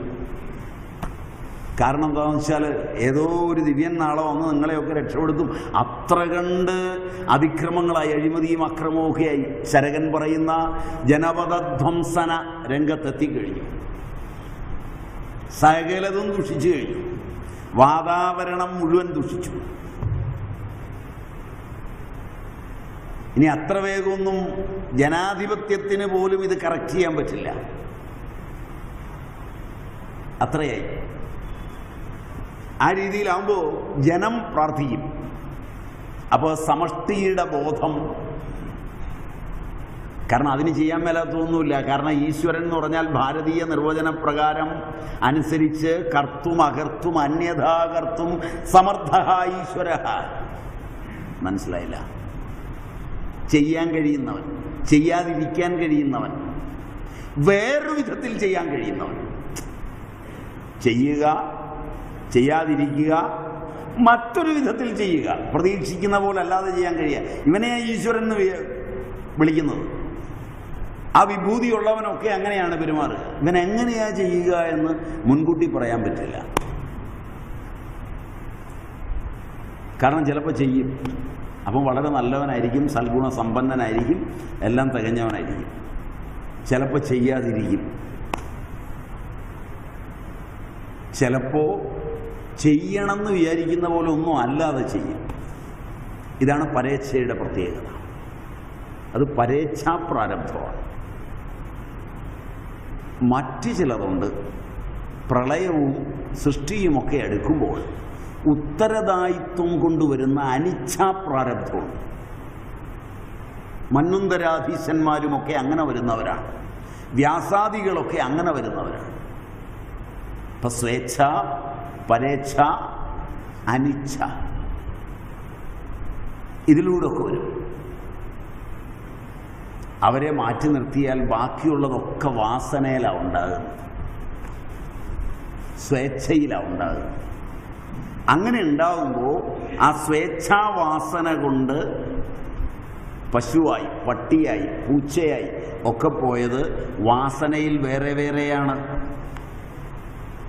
അതുകൊണ്ട് ഒന്നാണെന്ന് പറഞ്ഞ് ഇന്ന് തന്നെ ഒന്ന് പൂച്ചയെ എടുത്ത് മടി വെച്ച് ലാളിക്കരുത്. കുറച്ച് കഴിയുമ്പോൾ മക്കൾക്കൊക്കെ ടോക്സോപ്ലാസ്മോസിസ് ഒക്കെ ഉണ്ടാവും, കുട്ടി ഉണ്ടാവാതെ വരും. കാരണം അതിൻ്റെ ദേഹത്തൊക്കെ ചില അണുക്കളുണ്ട്, അത് നിങ്ങളുടെ ഉള്ളിൽ കയറും, ഗർഭാശയത്തിലേക്കൊക്കെ പ്രവേശിക്കും, അത് പുരുഷ ബീജത്തെ തിന്ന് നശിപ്പിക്കും. അപ്പോൾ സ്വാമി പറഞ്ഞിട്ടാണ് ഞങ്ങൾ അദ്വൈതികളായി പോയിട്ടാണ് ഈ ഗതികേട് പറ്റിയത് എന്നൊന്നും പറയരുത്. കാരണം അത് വാസനയുടെ വ്യത്യാസമാണ്. വാസനാ വ്യത്യാസമുള്ളവ ക്രിയ അജ്ഞാനമായതുകൊണ്ട് അജ്ഞാനത്തിൻ്റെ മര്യാദകളാണ് ക്രിയയിൽ അനുഷ്ഠിക്കേണ്ടത്, ജ്ഞാനത്തിൻ്റെ മര്യാദകളല്ല. സക്രിയ വേദാന്തം എന്നൊക്കെ കേൾക്കാൻ എളുപ്പമാണ്, മനസ്സിലായില്ല അല്ലേ? ആക്റ്റീവ് അങ്ങനെയല്ലേ നിങ്ങൾ പറയാ? അദ്വൈതം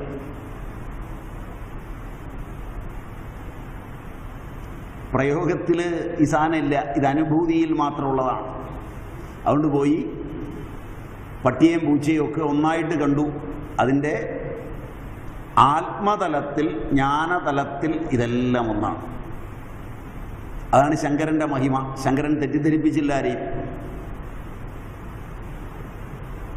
ഭാവാദ്വൈതം സദാ കുര്യാത്, ക്രിയാദ്വൈതം കുത്ര ന കുര്യാത്. അതുകൊണ്ട് പോയി പതിവായിട്ട് കുളിക്കുകയും ജപിക്കുകയും ഒക്കെ ചെയ്യുന്നത് നിർത്തി പട്ടി കുളിക്കുന്നില്ലല്ലോ എന്ന് പറഞ്ഞ് കുളിക്കാതെ അതിൻ്റെ കൂടെ കയറി കിടന്നിട്ട് അദ്വൈതിയാണ് എന്നൊന്നും ഭാവിക്കരുത്.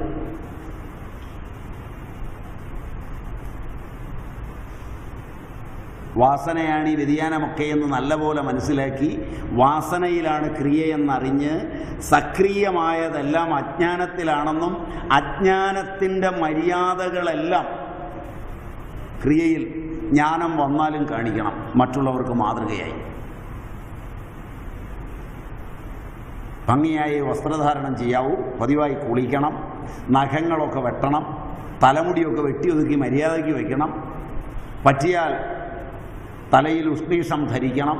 ഇങ്ങനെയൊക്കെ മര്യാദയ്ക്ക് ജീവിക്കണം. മനസ്സിലായില്ല?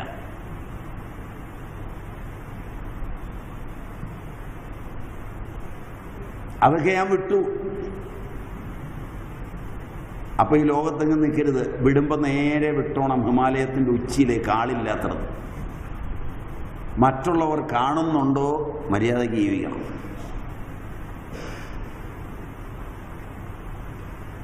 നിങ്ങൾക്ക് എന്നോട് കൂടുതൽ ദേഷ്യം വരുമെന്നായിരിക്കുമോ?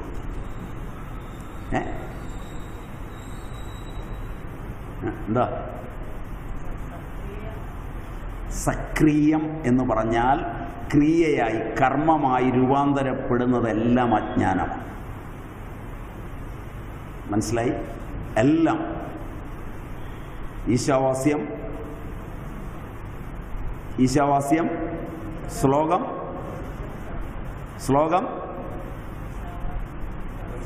അല്ല, അവിടെ വളരെ സ്പഷ്ടമായി പറയുന്നുണ്ട്. അവിദ്യായാമന്തരെ അല്ല, അവിദ്യയെ ഉപാസിപ്പവർ, ഗുരുദേവന്റെ തന്നെ ആയിക്കോട്ടെ, അവിദ്യയെ ഉപാസിപ്പവർ അന്ധതമസിലും വിദ്യാരഥർ അങ്ങതേക്കാൾ കൂരിരുട്ടിലും.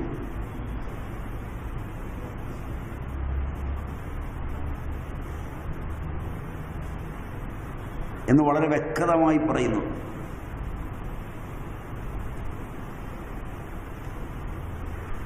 അതുകൊണ്ട് അവിദ്യ, കർമ്മം, അവിടെ അവിദ്യ എന്ന് പറഞ്ഞാൽ കർമ്മം. മനസ്സിലായി?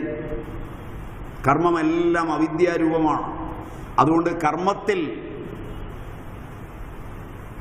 അദ്വൈതം ഇല്ല. കർമ്മങ്ങളറ്റ് വാസനകൾ ക്ഷയിച്ച് ഗ്രന്ഥികൾ പൊട്ടി ആണ് അദ്വൈതാനുഭവം ഉണ്ടാകുന്നത്. ഭിദ്യതേ ഹൃദയഗ്രന്ഥി ഛിദ്യന്തേ സർവസംശയ ക്ഷീയന്തേ ച അസ്യ കർമാണി തസ്മിൻ ദൃഷ്ടേ പരാവരേ. ആ പരാവരയെ ദർശിച്ചാൽ കർമ്മമില്ല. കർമ്മയില്ലാത്തടത്തെ അനുഭവം കർമ്മത്തിൽ കൊണ്ടുപോകരുത്. അത് തിരിച്ചറിയണം. അതുകൊണ്ട് വളരെ സ്പഷ്ടമായാണ് ആചാര്യന്മാർ ഇതെല്ലാം പറഞ്ഞിരിക്കുന്നത്. വിത്ത് ഒന്നുതാൻ, ഇതിനെല്ലാത്തിനും വിത്ത് ഒന്ന്. വിവിധമായി വിലസുന്നു. ഗുരുദേവന്റെ ജീവചരിത്രവും കൂടി എടുത്ത് നോക്കിക്കൊള്ളുക. മാംസവും മത്സ്യവും ഒക്കെ വെക്കുന്ന വീട്ടിൽ ചെന്നാൽ ഗുരുദേവൻ വെള്ളം കുടിക്കില്ല.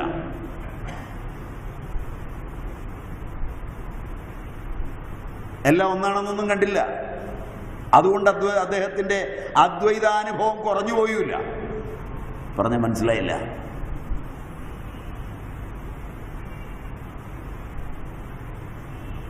എല്ലാം ഒന്നാണെന്ന് കാണുന്നത് ആത്മബോധത്തിലാണ്.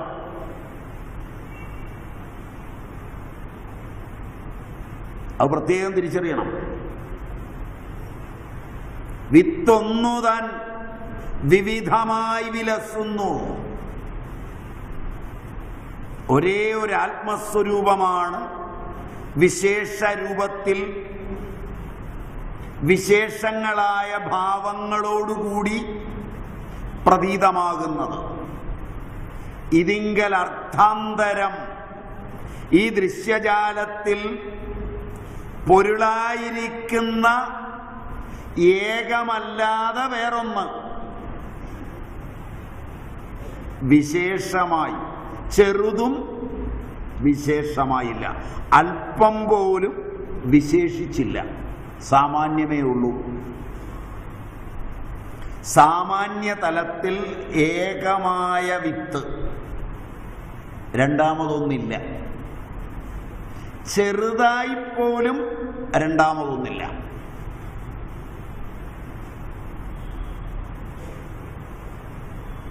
ഏകമാണ് ഈ സത്യം. ഇരുട്ടുകൊണ്ട് രജ്ജുസ്വരൂപം വിവർത്ത സർപ്പം നിനക്കിൽ, ഇത് രജ്ജുവിൽ നിന്ന് വേറോ? വേറെയല്ല, രജ്ജു തന്നെയാണ്. രണ്ടുപേര് നടന്നു വരികയാണ്. നടന്നു വരുമ്പോൾ ഒരുത്തൻ വിളിച്ചു പറഞ്ഞു, എടാ പാമ്പ്. രണ്ടുപേരും ചാടി ഓടി. പാമ്പിനെ കണ്ട് ഓടുക. ഓടി വീട്ടിലെത്തി. വീട്ടിൽ വന്ന് കാര്യമായ രീതിയിൽ പാമ്പും ഇത് കടിക്കാൻ വന്നതും പത്തി വിടർത്തിയതും ആടിയതും ഒക്കെ ഒരുത്തൻ വിളിച്ചു പറയാൻ തുടങ്ങി. പാമ്പെന്ന് ഒരുത്തൻ പറഞ്ഞപ്പോഴേ മറ്റവനോടി, പാമ്പെന്ന് പറഞ്ഞവനും ഓടി. പേടിച്ച് ആദ്യം ഓടിയവൻ വന്നിട്ട് പറഞ്ഞു, ഇങ്ങനെ ഞങ്ങൾ പോരുന്ന വഴിക്കൊരു പാമ്പുണ്ടായിരുന്നു കാരണവരെ, വലിയ പാമ്പായിരുന്നു. അതിനിതാ ഇവിടുന്ന് അത്ര നീളം, വാലൊക്കെ വളരെ തടിച്ചതാണ്, വലിയ പാമ്പാണ്. അതിൻ്റെ പത്തി കാണേണ്ടതാണ്, വളരെ വലിയ പത്തിയാണ്. അത് പത്തി വിടർത്തി അടി ചീറ്റി വന്നു, ഞങ്ങൾ ഓടി. അപ്പം കാർന്നൂർ ചിരിച്ചുകൊണ്ട് പറഞ്ഞു, അവിടെ പാമ്പുമില്ല പത്തിയുമില്ല, ഞാനതിലെ പോന്നതാണ്. അവിടെ കിടക്കുന്ന ഒരു കഷ്ണം കയറ് കണ്ടിട്ടാണ് നിങ്ങളിപ്പോൾ ഈ പാമ്പെന്നൊക്കെ പറഞ്ഞതെന്ന് പറഞ്ഞപ്പോൾ ആദ്യം പാമ്പെന്ന് പറഞ്ഞവൻ്റെ അജ്ഞാനം മാറിപ്പോയി. മനസ്സിലായില്ല? അവൻ ശരിയാണെന്ന് പറഞ്ഞെങ്കിലും മറ്റവൻ തർക്കിക്കാൻ തുടങ്ങി. ഞങ്ങൾ കണ്ട സാധനമായില്ലെന്ന് പറയുന്നു. നേരിട്ട് കണ്ടതാണ്. ഇതുപോലെയാണ് ഈ പ്രപഞ്ചത്തെക്കുറിച്ചുള്ള നമ്മുടെ ചർച്ച. 3 സ്റ്റേജുണ്ട്. ഒന്ന്, ജ്ഞാനം കൊണ്ട് ഈ പ്രപഞ്ചം അറിയുന്നില്ല, ഇല്ല, അറിയപ്പെടാൻ പ്രപഞ്ചമില്ല എന്ന് ജ്ഞാനി അറിയുന്ന ഒരവസ്ഥ. അത് സ്വപ്രകാശകമായ അവസ്ഥയാണ്. 2, പ്രപഞ്ചമുണ്ട് എന്ന് തോന്നിപ്പിക്കുന്ന അവസ്ഥ. അത് ആവരണമുള്ള അവസ്ഥയാണ്.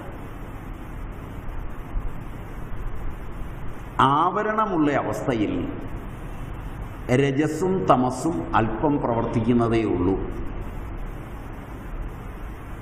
സത്വം സമന്വയിപ്പിക്കുന്നില്ല. അതുകൊണ്ട് അത് ശ്രവണം കൊണ്ട് മാറിപ്പോകും. അതാണ് ആദ്യത്തവന് ഇല്ലാന്ന് കാർന്നൊരനുഭവത്തിൽ നിന്ന് പറഞ്ഞ ആപ്തവാക്യം കേട്ടപ്പോൾ തന്നെ മാറിപ്പോയത്. രണ്ടാമത്തവന്റെ പാമ്പ് വിക്ഷേപങ്ങളെ കൊണ്ട് രജസും തമസും ചേർന്ന് വിക്ഷേപിച്ച് സത്വം അതിനെ സമന്വയിപ്പിച്ചതുകൊണ്ട് അവന്റെ സത്വം തന്നെ അത് ശരിയാണെന്ന് ബോധ്യപ്പെടുത്തിയതുകൊണ്ട് അഹങ്കാരം പാമ്പായി ഉണർന്ന് അതില്ലാതാവില്ല എന്ന് ഉറച്ചു.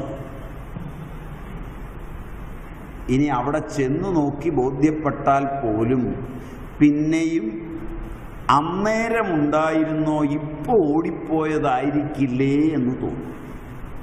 മനസ്സിലായില്ല? ഇതാണ് ഇതിൻ്റെ പ്രത്യേകത.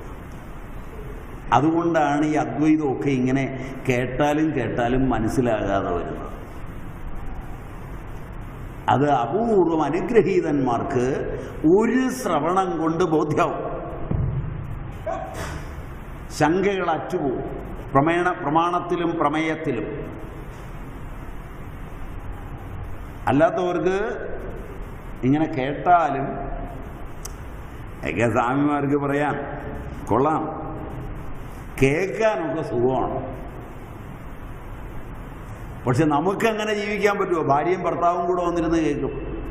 ചിലപ്പോൾ ഭർത്താവ് വല്ല കൊള്ളിക്കരുതഴി ഇതൊക്കെ കേട്ടേച്ച് പോയി ചെയ്യുമ്പോൾ ഭാര്യ ചോദിക്കും, നിങ്ങളാ സ്വാമിയുടെ പ്രഭാഷണമൊക്കെ കേട്ടതല്ല. പിന്നെ സ്വാമിമാർക്ക് അങ്ങനെയൊക്കെ പറയാം. എടി, അതൊന്നും അത്ര ശരിയായിട്ടൊന്നുമല്ല. പിന്നെ നമ്മളും ഇതൊക്കെ ശരിയാണെന്നൊക്കെ ഒന്ന് ഭാവിച്ച് തലകുലുക്കി ഇരുന്നൊരു ദക്ഷിണയൊക്കെ കൊടുത്ത് പോരണം. അത് നമ്മുടെ മതത്തിൻ്റെ ആവശ്യമാണ്. അതുകൊണ്ട് നീ വിചാരിക്കുന്നുണ്ടോ ഇതൊക്കെയാണ് സത്യമെന്ന്? സ്വാമിയെ കാണുമ്പോൾ തൊഴും നമസ്കരിക്കും, വേദാന്തം തലയ്ക്ക് പിടിച്ച പോലൊക്കെ കാണിക്കും. അതൊക്കെ വേറെ. സ്വാമിയും വിശ്വസിക്കും. ഇതൊക്കെ ഇവനാ മനസ്സിലാകുക.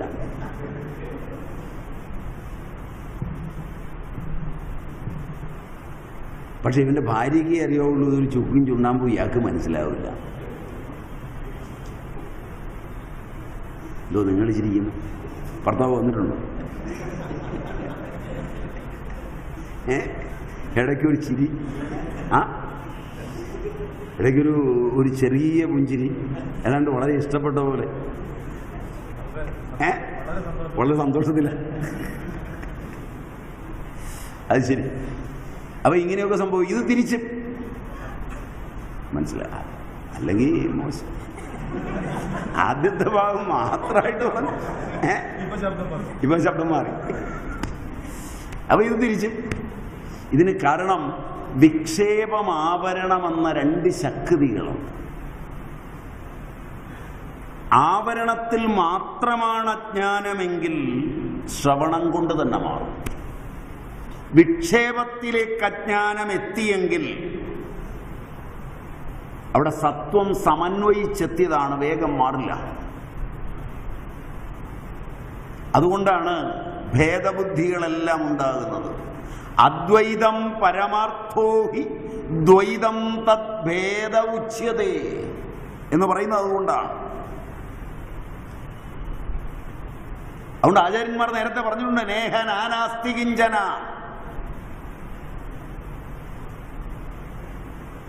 രണ്ടില്ല, ഒറ്റ കാരണമേ ഉള്ളൂ. ആലോചിച്ച് എന്നാൽ പാമ്പും കയറും രണ്ടില്ല. പഠിപ്പിക്കാൻ പറയുമ്പോൾ പാമ്പും കയറും രണ്ടുണ്ടെന്ന് വിചാരിക്കും. രണ്ടില്ല, കയറ് മാത്രമേ അവിടെ ഉള്ളൂ. കയറ് മറഞ്ഞാലേ പാമ്പുണ്ടാവുള്ളൂ. അവിടെയാണ് അതിൻ്റെ പ്രാധാന്യം കിടക്കുന്നത്. നമ്മൾ ഈ ഉദാഹരണം പഠിക്കുമ്പോൾ അതിൻ്റെ മീമാംസ പഠിക്കാതിരിക്കുന്നതുകൊണ്ട് കയറിൽ പാമ്പിനെ കണ്ടു എന്ന് പഠിച്ചു നോക്കും. കയറിലല്ല പാമ്പിനെ കാണുന്നത്. അജ്ഞാനത്തിൽ പാമ്പിനെ കാണുന്നു, ജ്ഞാനത്തിൽ കയറിനെ കാണുന്നു. കയറും പാമ്പൂടെ കാണുന്ന ഒരവസ്ഥയുമില്ല. മനസ്സിലായോ എന്നറിയില്ല. ഉദാഹരണം പഠിക്കുമ്പോൾ ഓർക്കണം. ചെന്ന് ആളുകളോട് പറയുമ്പോൾ, എടി കയറിൽ പാമ്പിനെ കാണുന്ന പോലെ. കയറിൽ പാമ്പിനെ കാണില്ല. കയറ് കണ്ടുപോയാൽ പാമ്പില്ല, പാമ്പ് കണ്ടുപോയാൽ കയറുമില്ല. പ്രപഞ്ചം കണ്ടുപോയാൽ ആ സമയത്ത് ജ്ഞാനിയായാൽ പോലും ഉദ്ധൃതനാണ്, സമാധിയിലല്ല. ജ്ഞാനി സമാധി അവസ്ഥയിൽ പ്രപഞ്ചമില്ല എന്ന് അനുഭവിച്ച് വ്യുത്ഥാന ദശയിലേക്ക് വരുമ്പോൾ പ്രപഞ്ചമുണ്ട്. പക്ഷെ അജ്ഞാനി കാണുന്ന പോലെയല്ല, പ്രപഞ്ചം ബാധിച്ചു കാണും. മമതയുണ്ടാവില്ല. മരീചിക കണ്ടിട്ട് തിരിച്ചു വന്നവന് മരീചികയിലെ ജലം കണ്ട് ദാഹം ഉണ്ടാവില്ല. കാരണം അതുകൊണ്ട് ദാഹം ശമിപ്പിക്കാൻ പറ്റില്ല എന്ന് അവൻ ബോധ്യപ്പെട്ടിട്ടാണ് നിൽക്കുന്നത്. മരീചിക കണ്ടിട്ടില്ലാത്തവന് മരീചികയിലെ ജലം കൊണ്ട് ദാഹം ശമിപ്പിക്കാമെന്ന് തോന്നിപ്പോവും. അതുപോലെയാണ് പ്രപഞ്ചം ബാധിച്ചു കാണും എന്ന് പറഞ്ഞാൽ, നല്ല ടൊയിനെടുത്ത് ഒരു 10 പൈസ നാണയത്തിൽ കെട്ടി ഉപ്പ് മുക്കി കെട്ടി ആ നൂല് കത്തിച്ച് കളഞ്ഞാലും നാണയം അതേ തൂങ്ങിക്കിടക്കും. മനസ്സിലായില്ല? ഇപ്പോഴാ നൂലുണ്ട്, പക്ഷെ ആ നൂല് ബാധിച്ച് നിൽക്കുകയാണ്. ഏത് നിമിഷവും പൊട്ടിപ്പോവാം. മനസ്സിലായില്ല? ബാധിക്കുക എന്ന് പറയുന്നത് അതാണ്. പരീക്ഷ നോക്കിയിട്ടില്ല കുട്ടിക്കാലത്ത് നിങ്ങൾ? കുട്ടിക്കാലത്തൊന്നും പരീക്ഷിച്ചിട്ടില്ല. ഒരു നൂല് കൊണ്ട് കൊടുത്തിട്ട് പറയും, ഈ നൂലരി 10 പൈസ നാണയം കെട്ടി കത്തിച്ച് കളഞ്ഞിട്ട് ഈ നൂലരി നാണയം നിർത്താവോ എന്നൊക്കെ ചോദിച്ച് പിള്ളേർ കളിക്കും. അപ്പോൾ അത് ഉപ്പുവെള്ളത്തിൽ മുക്കിയിട്ട് കത്തിക്കും ഉണങ്ങിയിട്ട്. അപ്പോൾ നൂലിൻ്റെ ആ പൂഞ്ചികകൾ തമ്മിലുള്ള ബന്ധം പെട്ടെന്ന് വിടൂല. ആ ഉപ്പ് കാരണം കൂട്ടിപ്പിടിച്ച് ചെയ്യും. ജീവനാകുന്ന ആ ഉപ്പ് കാരണം കൂട്ടിപ്പിടിച്ച് നിൽക്കുന്നത് ബാധിച്ച് നിൽക്കുന്നതാണ്. സവികൽപ്പമായ സമാധിയിൽ നിൽക്കുന്നതാണ്. അതുകൊണ്ട് മറ്റുള്ളവർക്കുള്ള പോലെ ഈ പ്രപഞ്ചം അയാൾക്കുണ്ടാവില്ല. അയാൾക്ക് പ്രപഞ്ചം ദുഃഖവുമല്ല. പ്രപഞ്ചം ബാധിച്ചു പോകാതെ പ്രപഞ്ചമുള്ളതാണെന്ന് തോന്നി അതിൽ ഭ്രമിക്കുമ്പോൾ മാത്രമേ ദുഃഖമുള്ളൂ. മരുമരീചിക പോലെ അവിടെ കാണുന്ന കാനൽ ജലത്തിൽ വെള്ളമില്ല എന്ന് ബോധ്യമാവുകയാൽ അതുകൊണ്ട് ദാഹമുണ്ടാവില്ല. ആവരണവും തമസാണ്, വിക്ഷേപവും തമസാണ്. പക്ഷേ വിക്ഷേപത്തിൽ രജസിൻ്റെ പ്രവർത്തനം കൂടുതലുണ്ട്. മനസ്സിലായി? തമസ് മാത്രമായി വരുന്ന ആവരണം സത്വത്തിൻ്റെ പ്രകാശം വരുമ്പോൾ അങ്ങ് പോവും. രജസ് സത്വത്തിലേക്കും തമസിലേക്കും നിൽക്കുന്നത് കൊണ്ട് അവൻ കളിപ്പിക്കും. അതുകൊണ്ട് വിക്ഷേപമുണ്ടായാൽ മാറില്ല. ശ്രവണം കൊണ്ടൊന്നും പെട്ടെന്ന് കുറച്ച് അനുഭവിക്കണം. മനസ്സിലായി? അതാണ് ഇത് തമ്മിലുള്ള വ്യത്യാസം. രണ്ടും തമ്മിൽ വലിയ വ്യത്യാസമാണ്. വിക്ഷേപത്തിലെത്തുമ്പോഴാണ് പ്രശ്നം. ക്ലിയറായി? ശ്ലോകം ക്ലിയറായി? അടുത്തത് 13. ഇടയ്ക്കൊരു ചായയോ മറ്റുണ്ടെന്ന് തോന്നുന്നു. ഇത് 11:30-ക്കാണോ? 11:30-ക്കാണോ 11 മണിക്കാണോ? റെഡിയാണ്. എന്നാൽ പിന്നെ ചൂടെ പോയി കുടിച്ചു കഴിഞ്ഞിട്ടായിക്കോട്ടെ.